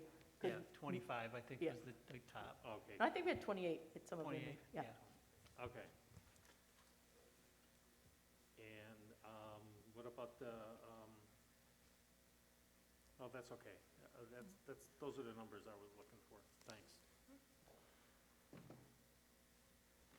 Lauren? Okay, so mine's more of a wondering maybe, to borrow my the language of Vice President Sadhu.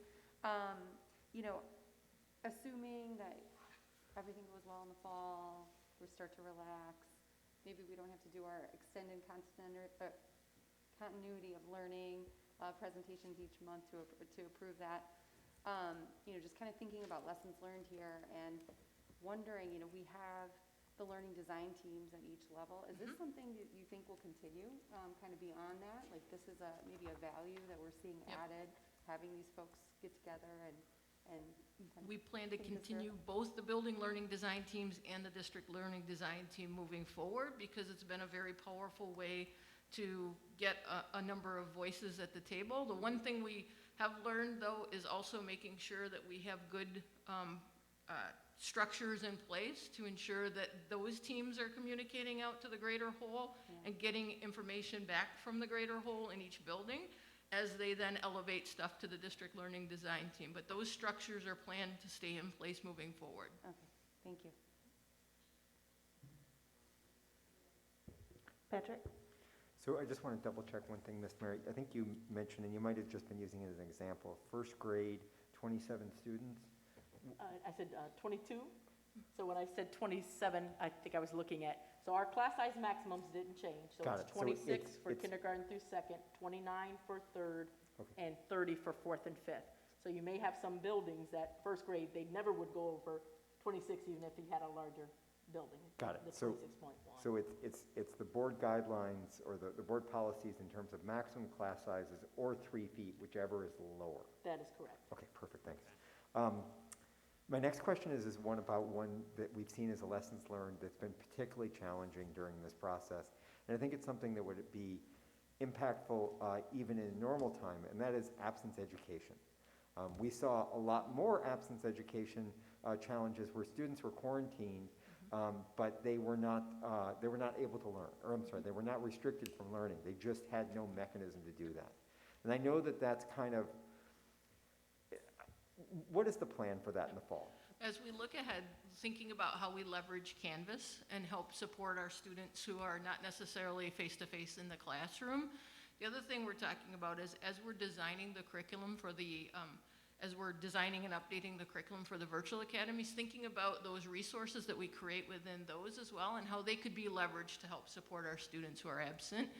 We're also continuing with some of the staffing that we have around that to think about as we help support our students who are not physically in the classroom, how do we do that better? And then there's also some ongoing conversation about how we might allow students to attend in a different way as well. Okay. And then the last question I had is the picnic tables. There's been, I've seen a lot of derision about the picnic tables, but I've also heard a lot of really celebratory things about the use of the picnic tables. Can you talk to us about where those picnic tables are? How they're going to, are they still going to be considered as part of our process going forward? Will students be able to eat lunch or have outdoor class, weather permitting, as part of that process? I believe so, yes. My understanding is yes. I mean, not I believe so, but yes, my understanding is yes. It also helps to, you think about being inside all day. Like, it also helps to bring some fresh air and get some outdoor and airflow for students, but absolutely. And in fact, they've been super well received from all of the reports that we've gotten back from the buildings, is students like using them, being outdoors and stuff. And we are also still waiting for additional ones that are on order as well, so. Yes, 10 additional ones are on order, plus 14 ADA as the board approved, I believe, 2 meetings ago. 10 for the high school, but we also have some for every elementary school, Yes. including ADA ones, right? Correct. Yeah, okay, great. And just making sure that it's a topic that's come up, and some people were skeptical about why we were doing this and everything else, and everything that I've heard is they were really well received, and thank you for confirming that. Yep. Okay, I don't have any more questions. Okay. Anupam? Yeah, actually, this was triggered by Lauren, in terms of the building design teams. And so I want to actually go touch on slide 5 of the presentation, if we could go there for a minute. slide are you on? It says the need for at the top. Key takeaways. Yep. Right there, yep. So looking at the last two slides in terms of lessons learned and how to improve upon the work moving forward. So I like that we have a goal for clear, consistent, timely communication. The wondering is, can that be expanded to go beyond emails and include text messaging, which we've talked about before? A lot of parents can get text messages a lot easier than emails. So we want to be able to take advantage of all the different communication methods. So that's one of the wonderings there. The other one is the expansion of community partnerships. This has been something that I've mentioned before repeatedly, which is more parental involvement beyond parent council.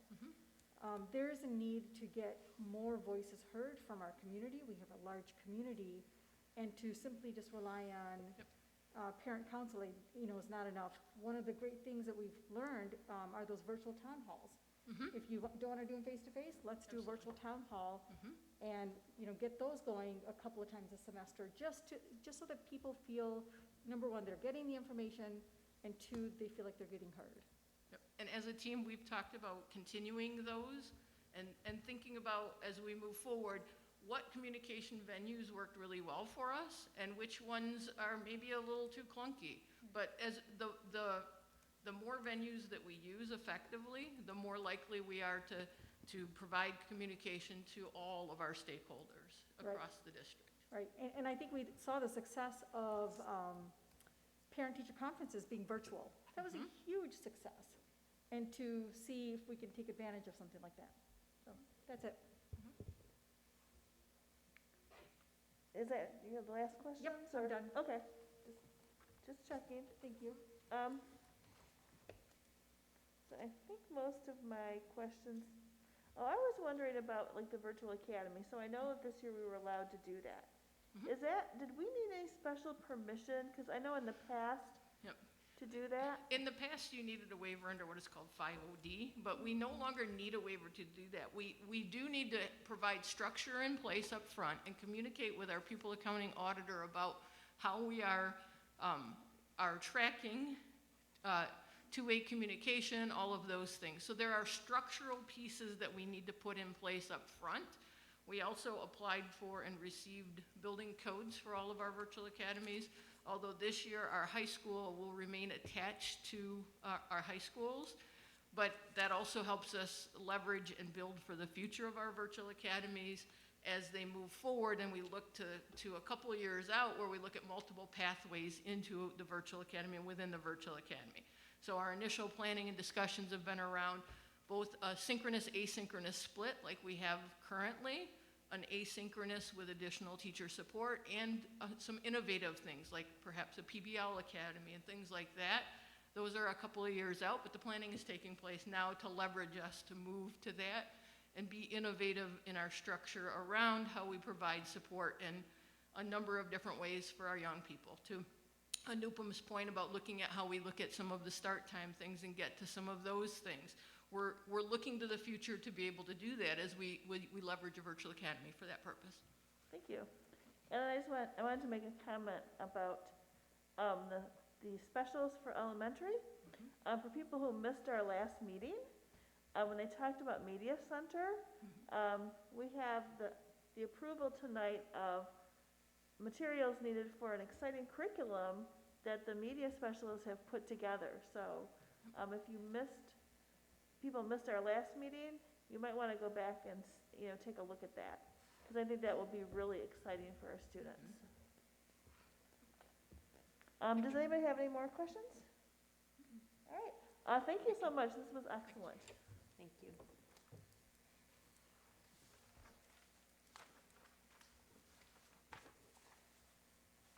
All right, so now we are on, action item. We have action item 210676, consider approval of a resolution to purchase high school practical law curriculum resources, final reading. I'm looking for a motion.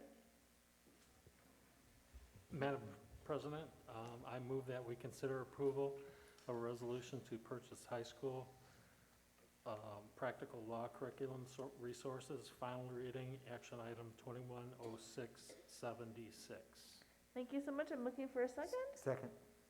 All right, it's been moved by Member Brooks and seconded by Member Kehoe that we consider approval of a resolution to purchase high school practical law curriculum resources, final reading, action item 210676. Does anybody have any questions on this? We did talk about it at our last meeting. Madam President, I just also want to remind everyone that this did go through SPA, and we had multiple questions. We actually got to look at the books, so we went through a thorough review process of this. I think Patrick will be taking this class, right? I'm excited about this class. I wish I could take this class. Maybe perhaps we can audit them. All right, all in favor say yes. Yes? Yes. Any opposed, say no. Okay? The next action item is 210677. Consider approval of a resolution to purchase high school social studies curriculum resources, final reading. Action item 210677. I am looking for a motion. Madam President, I move that we consider approval of a resolution to purchase high school social studies curriculum resources, final reading, action item 210677. Looking for a second? Second. Thank you.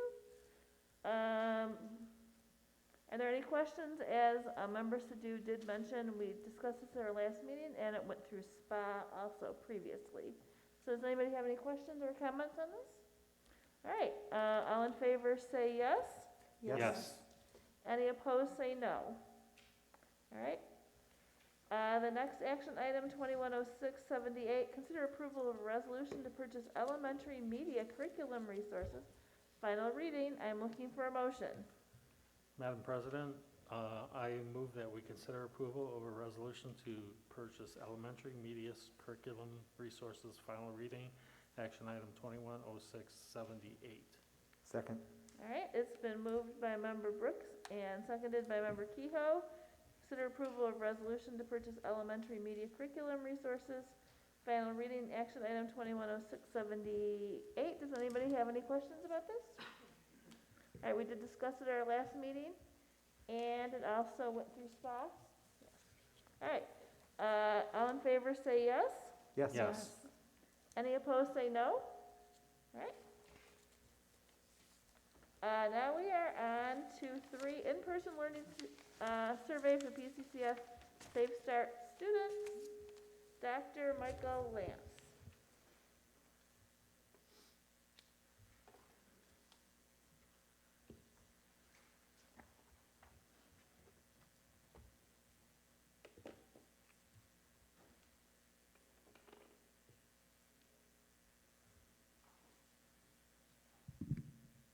Hello.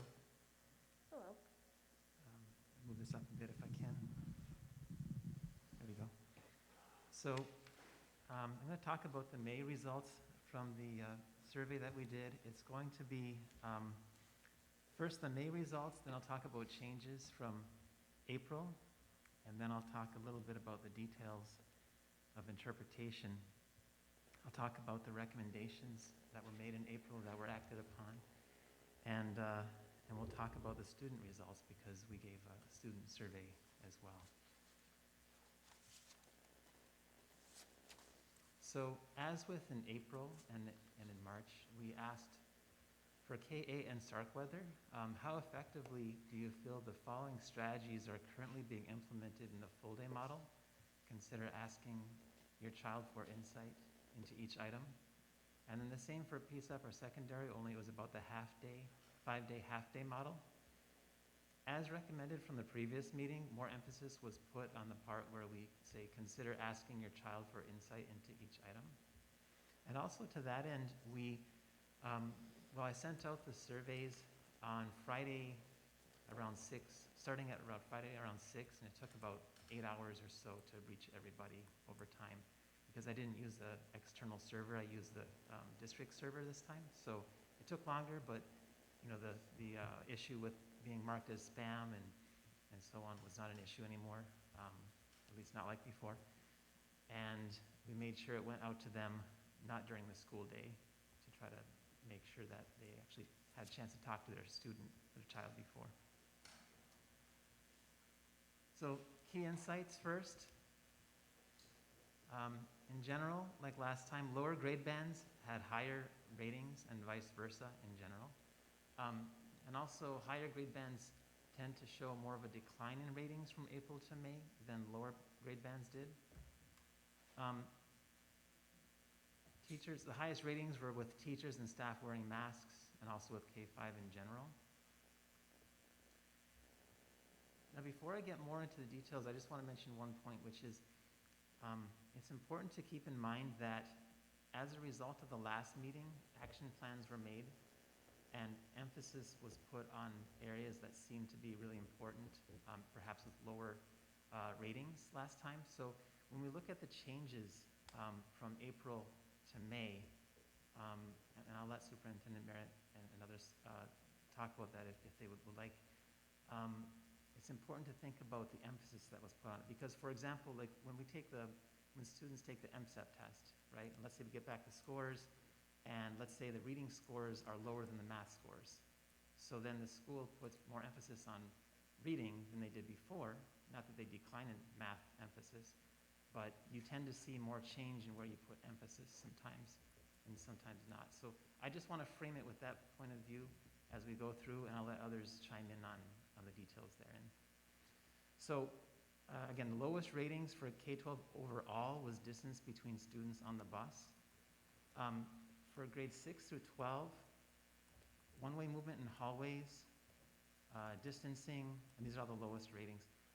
Cleanliness and hand washing, cafeteria distance while eating, that would be for middle school, obviously not for high school. Congregating was the lowest and among the lowest in terms of those other areas, and also for 9 through 12 air purifiers for PSEP. And also one-way movement in hallways in general was one of the lowest ratings. When we look at changes, here I have the statistically significant changes. Now, it's important to look at the charts that are associated with these changes, because if something is statistically significant, it might not be practically significant.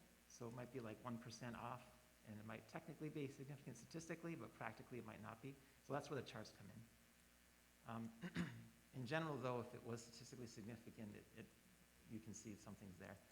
So for declines from April to May, we see elementary, clear signs for distancing in halls and cafeteria, students, teachers, and other school staff wearing masks. Middle school, again, these are all declines. Teachers wearing masks in class. High school, teachers and other school staff wearing masks. And district-wide, we see procedures for storing and retrieving belongings. And again, these are all the declines. For improvement, we see in general, elementary and middle school, the distance between students in class itself. In high school, we see for improvement, distance between students on the bus and distance between students in the classroom.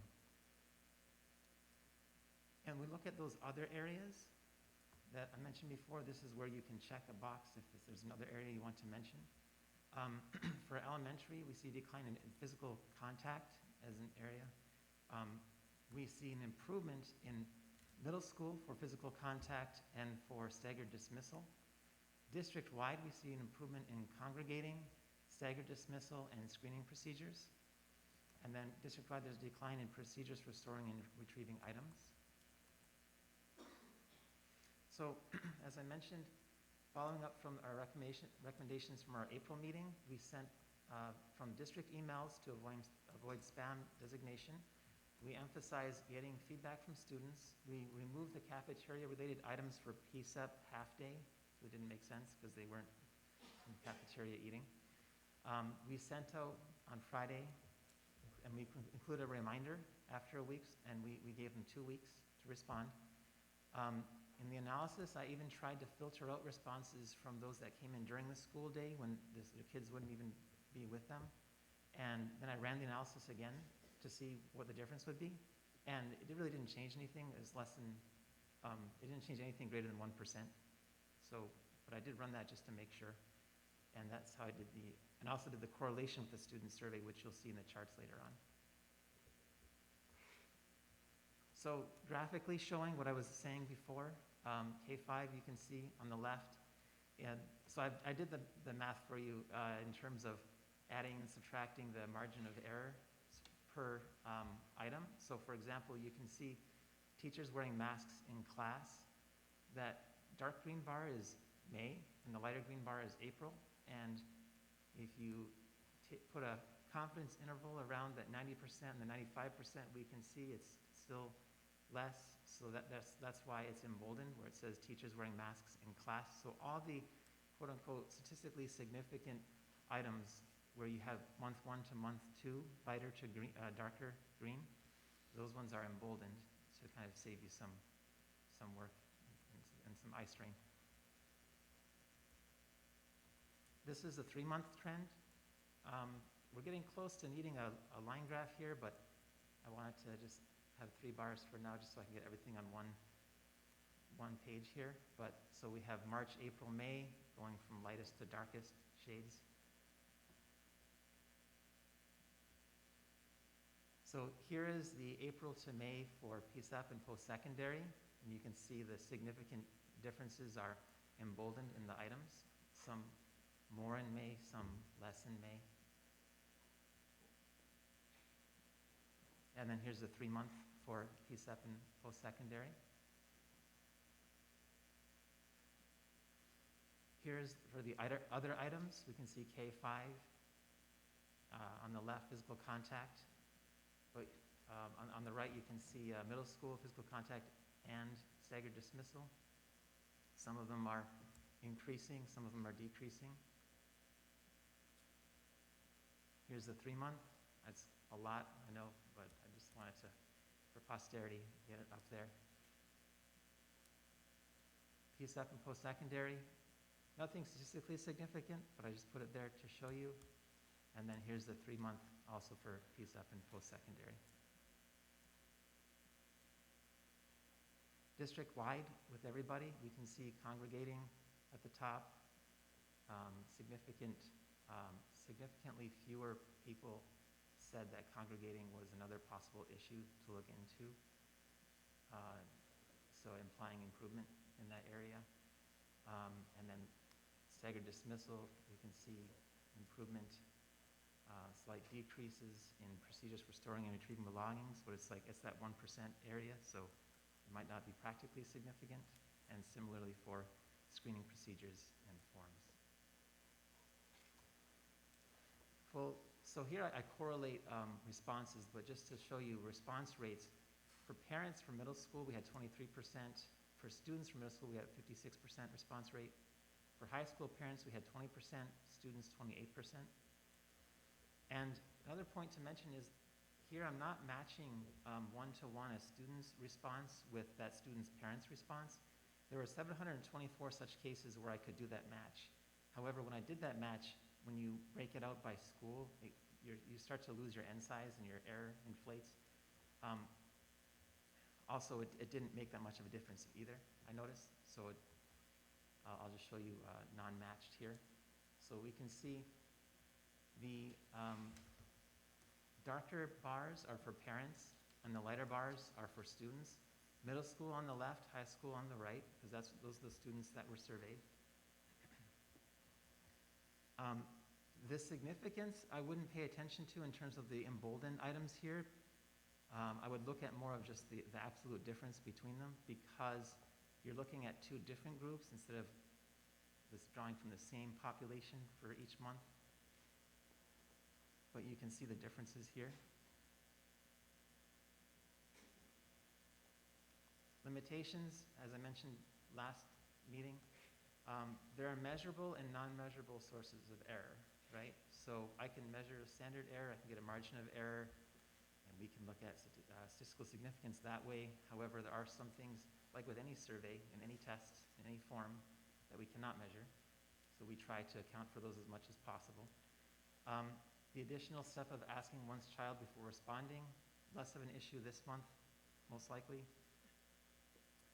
Perception may or may not reflect what is actually happening. That's why we correlated with the student results to see what the students were saying. Numbers do not address the why, only what. external events, sample size. I'll get to the sample size and response rate shortly, though. Different group of responders each month to some degree. That could happen. There's some overlap, but there's some that respond from different parents. And maybe fewer moderate opinions represented. That's always the case with a survey. And then other areas not accounted for. So in April, we sent out 22,394 parent email addresses. We got back 12,684, I'm sorry, representing 12,684 students. But here, when you break it out by month, we can see for May we had 25%, so it increased, but there was a lot of surveys in May. So it was a competition for, I guess, for time, for attention on this survey. We probably could have gotten more otherwise. So the rates will vary by item because some people say not applicable for one item but not for another. And results are censored for less than 10 students. So here's just a breakdown of our response rates. We have more in elementary, less in the upper grades. This I explained last meeting, but essentially we take very effectively and effectively divided by all of the other responses except I don't know, not applicable, and that's how we get our effective, our approval rating, so to speak. Margin of error, that tells us how accurate the reading is for each item based on sample size and population size of, let's say, all 6th grade parents. And I have charts here for the last 3 that we've done, and also trend data available as well. And I'll open it for questions. Doug? No questions. Lauren? I just want to thank you for walking us through all of this, thorough analysis of the survey. Really appreciate that. It helps me understand it more. Welcome. I don't really have any questions. I just want to say thank you. Oh, okay. Patrick? So, again, thank you for doing all this work on this. Ms. Merritt, I do have some concerns on this. I know that we're getting to the end of the pandemic, but we really didn't see any change in some of the areas that are most important for us in being able to manage our safety and the mitigation protocols, and that's specifically the mask wearing. In fact, we saw a decline in some of our most important groups in this with our staff and educators. And I'm disappointed that Mr. Hurd and Mr. Weller aren't here because they're the groups in particular that were the lowest in that process. And I don't know if maybe you have some answers to what's happened and what we've seen there. Because seeing 70% compliance rates at the high school, and even after bringing this up and discussing them at the student level, just doesn't seem to be great. And I know that this is a perception survey, but it doesn't seem like any of the actions that we've taken resulted in moving the needle at all. And so I will share, again, yes, definitely perception data and the percentage of people that are actually responding to the survey versus the entire student body and parents. And again, as we know, parents not having access at this point with no visitors policy, but you do have students that are attending. We will continue to provide this information to our buildings as we did last time, to have them have an opportunity to look at the results and to respond to that as we did last month as well. Okay. Thank you for the data, though. And the charts, especially the heat maps, are very interesting. Thank you. I'm glad you like them. Thank you. Anupam? Thank you. Echoing my colleagues, board members, with my gratitude for all of this information. I'm going into some of your heat maps, and there's a lot of detail there. Thanks. So that will take some time to go through. There's only about 600 charts this time. I know. It's like, oh my God. But it's great. It's great that you can go into detail. Thanks. I do want to just echo what Board Member Keogh said with regard to the mask wearing. I'm hoping that we are at the end of this phase where we're not in danger in terms of COVID cases rising. I'm hoping that we, in the fall, are going to be in a much better situation, that we don't have to constantly monitor masks with the vaccines available and the cases going down. With that said, I do hear about teachers not wearing masks in class. And so I know that seems to be perception data, but it's also something that a few kids have told me specifically.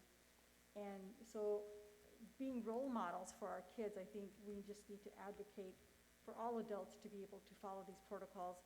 Again, I'm hoping that we don't have to do this in the fall, but just in case we get to a point where we do have to repeat this, I would hope that our staff, particularly teachers in the class, can be consistent with mask wearing. I agree, but I also want to, again, and to a certain degree, defend when we talk about perception data and even mask requirements. If there's a medical exception, we would not expect that teacher to have to share with the student if they have permission. And so there's a lot of factors that are in play here. But again, the process is just sharing this information with our building principals so they can in turn look through, talk with their staff, and ensure compliance to the mitigation strategies that are in place.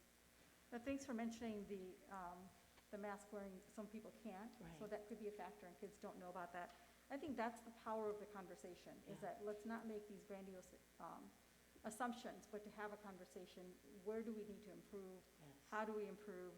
And at the end of the day, this is all about student and staff safety. That's right. And so as long as we're seeing those trends in a safe environment, that's what I'm looking at. And so I think that's where we're headed in terms of staff and student safety. Again, my hope is that we don't have to keep reliving this every month in the fall. Absolutely. My questions were answered. Thank you so very much. This was a lot of information. I appreciate you walking us through it and hitting the highlights. Sure, no problem. And it's a lot of data. I really like looking at all the charts. Enjoy. Thank you. Thank you so much. All right, so now we are into finance and operations. So first up, we have consider a resolution to purchase paging and security needs for EL1. This is a first reading. Thank you. President McQueen, with us this evening is Mark Salser, our Director of Technology, and Brian Jesse, who's with Barton Mallow, our consultant in this area for these two resolutions. The first one being the paging and security needs for EL1. That's the 4 buildings, Dodson, Erickson, Field, and Hulsing, that we are under construction this summer.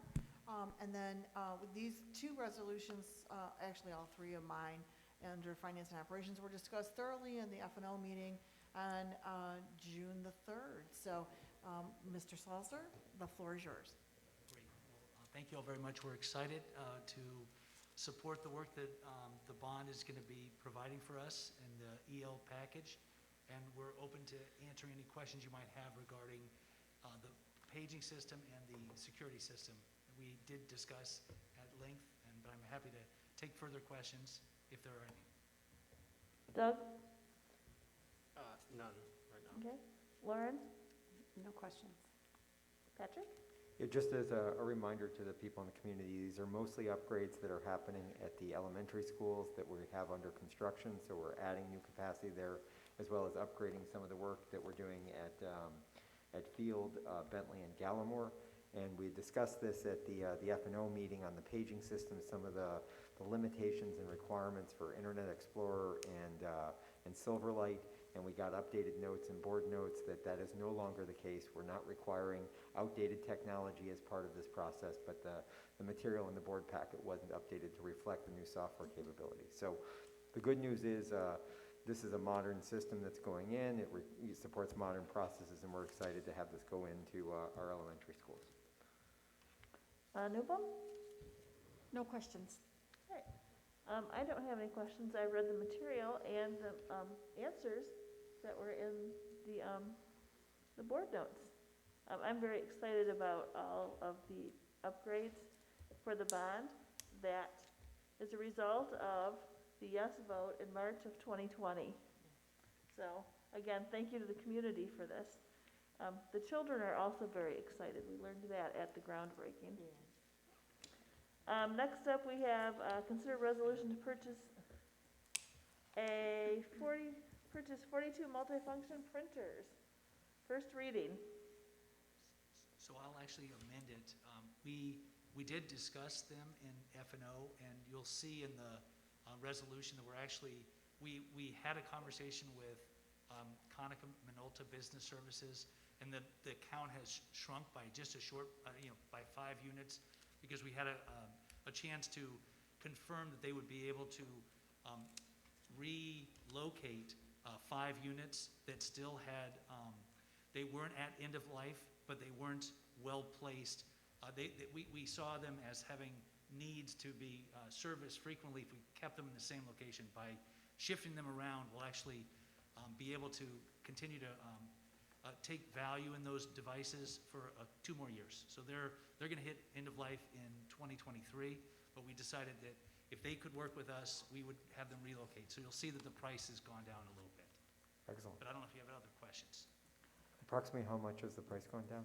It went down to $295 from $318 for the units themselves, and then we're still looking for the $63,000 for the facilities management service. Got it, so we'll save a little over $20,000. Correct. And this is funded from the bond project, correct? Or is this, no, this is capital fund? No, the copiers, multifunction printers themselves are through the bond, and then the general fund would be addressing the facilities management service. Sorry, I didn't mean to go out of turn. That's okay. Doug? No. No Lauren? questions. No questions. Patrick, do you have any more questions? I asked my questions, All sorry. right. Anupam? No questions. All right, so I just want to make sure that when we see this for a final reading, that we have the correct information.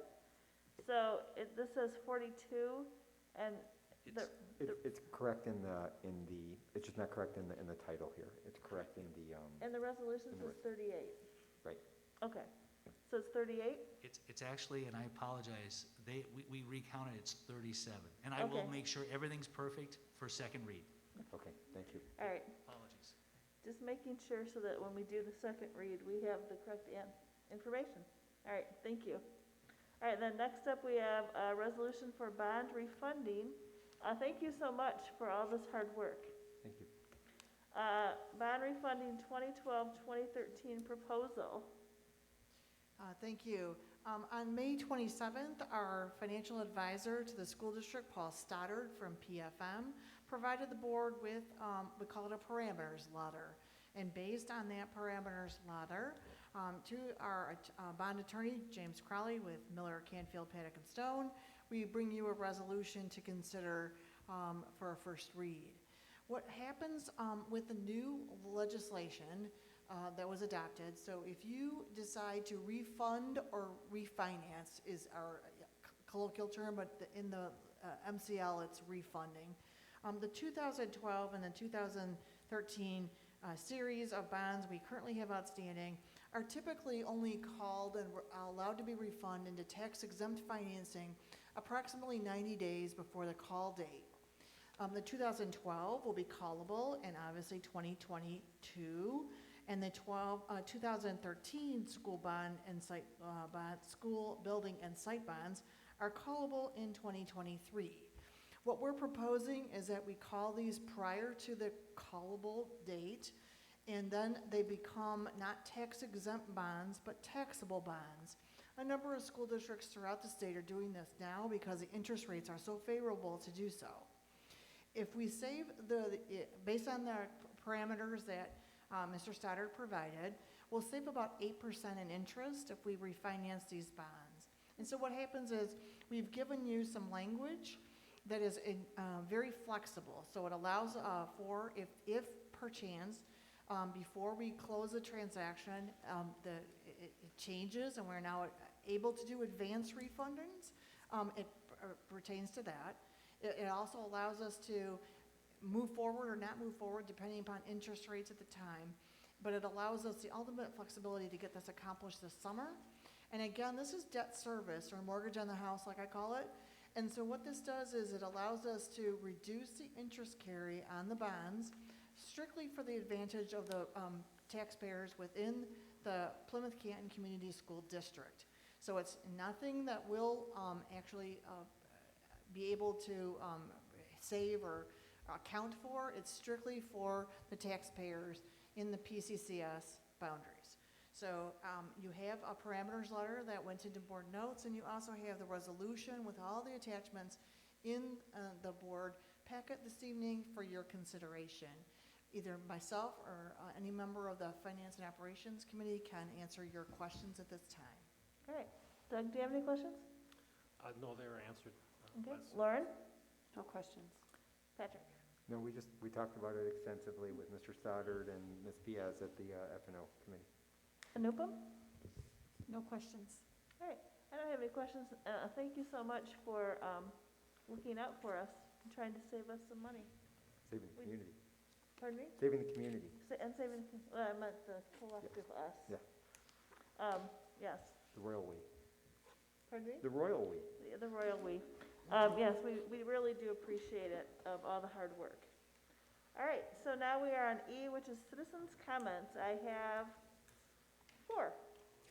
So you will have 3 minutes. Mr. Brandon puts the time up here. So when I call your name, come on up, give your name and your comment. The first one is Alla Pierzicki.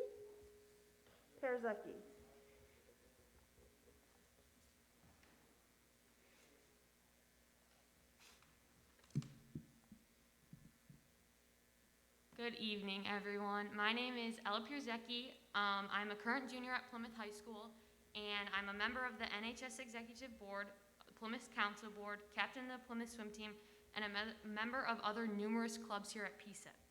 My family and I have been a part of the P-CCS community for nearly 16 years now, and we're proud to call this community our home. I would like to personally thank each and every one of you for the countless hours of work you have put into making this school year as best as it could be. I truly appreciate it and want you to know that it does not go unrecognized. So thank you. Thank you for the thoughtful and informative presentation about 6 classes a day. I realize now with what you presented this might be a little irrelevant, but I came here today to expand on an email I sent and to reiterate why block scheduling might not be the best idea. I speak for my peers. I have created a petition that has generated 373 signatures and more than 150 comments in less than a week. Students commented the most about how we will quickly lose focus. In fact, some psychologists believe that the average student suffers attention lapses after 10 to 15 minutes of class. This means that during a 100-minute period, students are likely to lose focus about 6 to 10 times. Students are worried about how quickly they will bore and become unmotivated, which will cause our grades to tank. The block schedule also creates inconsistency. Some days may be action-packed with our hardest classes, and others may be filled with electives. There is no way to control a student's schedule to evenly distribute elective. For me, I emotionally dread B days. I have my hardest classes, and by the end of the day, I am drained. The social-emotional learning days have been a time in class that I have truly enjoyed. We have learned about the importance of routines, and more importantly, finding someone you trust to talk to. Some students need to see that certain friend or teacher or have their favorite class every day to help them emotionally. If we learned one thing this year, it is the important role that teachers play in our daily learning. Under a block schedule, if a student or teacher is absent, we could have many days without contact. For example, at Plymouth this past Friday, 10 teachers were out. If each teacher has roughly 150 students, a block schedule would mean that around 1,500 students would not have seen their teacher until the following Tuesday, today. Finally, we are asking our leaders to consider our ideas and recognize the flaws that a block scheduling has, such as the long class periods, reduced access to teachers, and our emotional and mental health. I think we can all agree that we want to put this past year behind us. Allowing students to return to 6 classes a day would be the best way to return to normal. Block scheduling will not help PSEP students to learn, prepare, or thrive. Thank you for your time. I have also taken the initiative to make copies of some of the comments for all of you.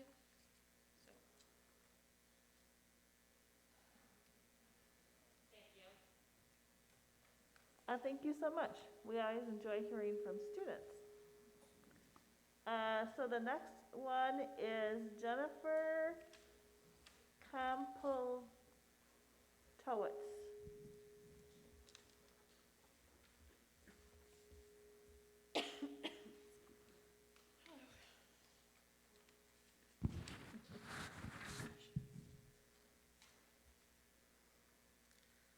Hello, My name is Jennifer Kompoltowitz. I am a mom of a second grader and soon-to-be kindergartner. I grew up in the school system. I played sports, participated in school clubs, and excelled academically in this district. It brought me cherished experiences, memories, and helped shape who I am today.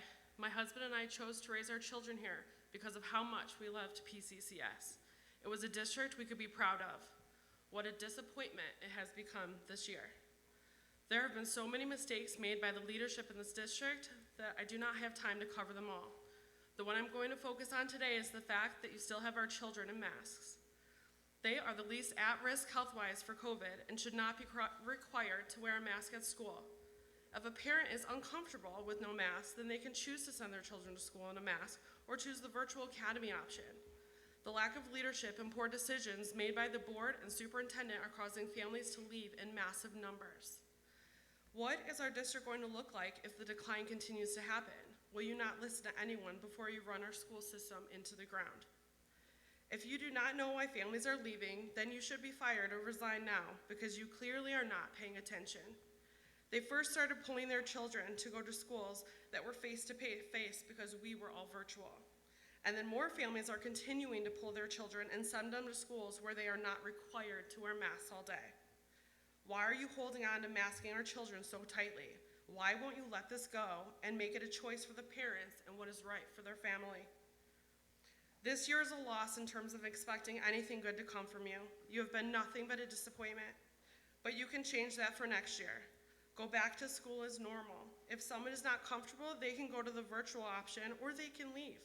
Then maybe we will get back some of our families and not cause any more to leave.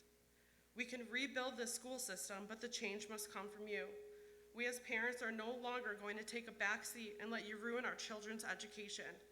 We will do what we must to see change, and if getting rid of every single one of you on the board is what we need to do to start from scratch, then we will do it. These are our children, and we will not back down. And I would just like to add, based on the comments that you said, it was extremely disappointed after Beth spoke and the gentleman spoke about the survey.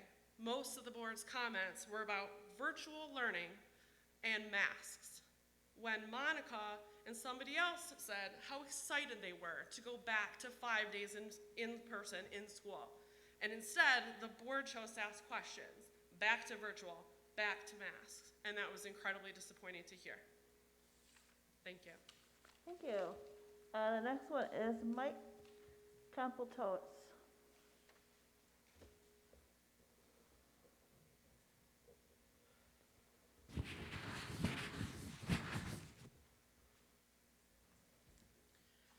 Hi, my name is Mike Kompoltowitz. So tonight started out with talks about the dramatic drop in district enrollment. I believe the number used at a previous meeting was 780 students during the school year. Monica, you previously stated this number was surprisingly high. To me, this number is surprisingly low. How many families do you think are waiting until next week? How many have said, it's only 3 more months, only 3 more weeks, and now thankfully only 3 more days? Sadly, this number is going to dramatically jump prior to the fall. Monica, you and the board have lost the trust of the parents. You have repeatedly taken action against the family. We gave you a pass at the end of last year. Could we and should we have been back in school last May? Yes. Was anybody surprised? No. Then you had months to prepare. Learn, prepare, thrive, the theme of P-CCS. You had 4 months to prepare a plan for the fall. You had 4 months to prepare the plan for 2020, 2021. You failed. Not in school, out of school, hybrid, virtual, block schedules and half days in high school. You lost our trust. Our kids have been wearing a mask outside up until just recently. You lost our trust. You forced kids into untaught mandatory quarantine at home. You lost our trust. You forced our athletes into mandatory testing. You lost our trust. Our babies in kindergarten had to learn on a tablet. You lost our trust. Here's a direct quote from my second grader. I told him mom and dad were going to come to talk to the school today about him and his friends not having to wear a mask at school anymore. And I asked him what I should say. It's from my second grader. Dad, there's no point in wearing a mask. It's hard to see my teacher. I can't learn because I can't see her mouth moving. You can still smell through the mask, so that means it doesn't work. There's no point. I wish I could see all of my friends' faces. I don't want to be separated from my friends anymore. Why can't masks just be a choice? End quote. It's from an 8-year-old. Why can't they just be a choice? It is so obvious. Monica, you just said, speaking tonight, that students first. Students first. Let's put students first. The continued forced masking of our kids is putting students last, not students first. If parents are uneasy and uncomfortable by sending their kids to school without a mask, virtual is an option, the right option. Stop hiding behind the county, stop hiding behind the state. Who decides that this is the way that we're going to do this? Stand up and make a common sense decision. Patty and Monica, you have the biggest platform and the loudest voice given your respective positions. Sadly, you have this position, yet you have no kids in the district. Your poor decisions do not impact your children or your families. This is fundamentally wrong. You have one shot left to start to right the ship. Thankfully, your lack of guidance and leadership in the past year has woken up the parents in this district. We will no longer stand silent as you continue to fail us. Be leaders in common sense. Get the masks off of our kids. All right, and Darren Sylvester. I believe he has left. All right, so now we are on to F, which is action items and discussion. First up is future agenda topics. Does anybody have any future agenda topics they would like to bring up? No new ones. So I was actually thinking that we may need to look at doing the training on the mandatory expulsions, because the last time we did that was about 4 years ago. Yeah. So we may need to try to get that training, since we have new board members, and part of our committee stepped off the board. So we'll probably need to do that. Thankfully, we've not needed to do this for quite a while. So maybe we can keep that trend going and not ever need the committee again. That I did want to point out for the board that at our next meeting, if you are going to, at the end of the meeting, if you are interested in an officer position for the 2021-2022 school year, we will be discussing those next time, because we will vote at our organizational meeting, which is tentatively scheduled for July 13th. So come prepared with what you are interested in and why you would be a good choice. So that is it for that. And then the last, underneath this, we have action item 210679. Consider approval of a resolution for a cooperative education program agreement between Wayne and Westland Community School District and Plymouth Canton Community Schools for the 2021-2022 school year, first and final reading. I am looking for a motion. Madam President, I move that we consider approval of the resolution for a cooperative education program agreement between Wayne Westland Community School District and the Plymouth Canton Community Schools for the 2021-2022 school year, first and final reading, action item 210679. Looking for a second? Second. All right, it's been moved by member Keogh and seconded by member Brooks that we consider approval of resolution for cooperative education program agreement between Wayne Westland Community School District and Plymouth Canton Community Schools for the 2021-2022 school year, first and final reading, action item 210679. This is similar to the one we do with Livonia, and the same as the ones we have done in the past. Does anybody have any questions about this? Okay, I will call for the vote. All in favor say yes. Yes. Any opposed say no. All right, that passed. President McCoy, may I ask that we revisit the board calendar and talk about July? Yes. Yeah, that's what my question was about tentative. Well, that's what it said on the calendar Oh, really? Okay, got that it. we got in board notes. So we only scheduled the meetings through the end of June, so on the draft board calendar, we have July, and as you know, we only have one meeting in July. So currently, we're proposing that the meeting is the first meeting in July, which would be the 13th, versus the second meeting, but just wanted to make sure that that time works with everyone's schedule. 13th versus the 27th. Yes. I would miss the 27th if we were having it then. So the 13th is much better for me. Okay. Do we have a start time for that? Is it going to be 7 o'clock? It would be 7 o'clock.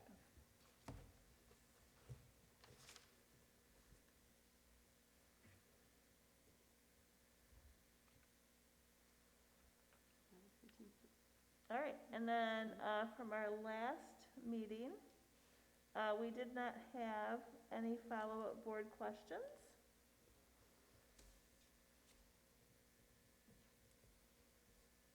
And so were there any for tonight that we need to keep on for next time?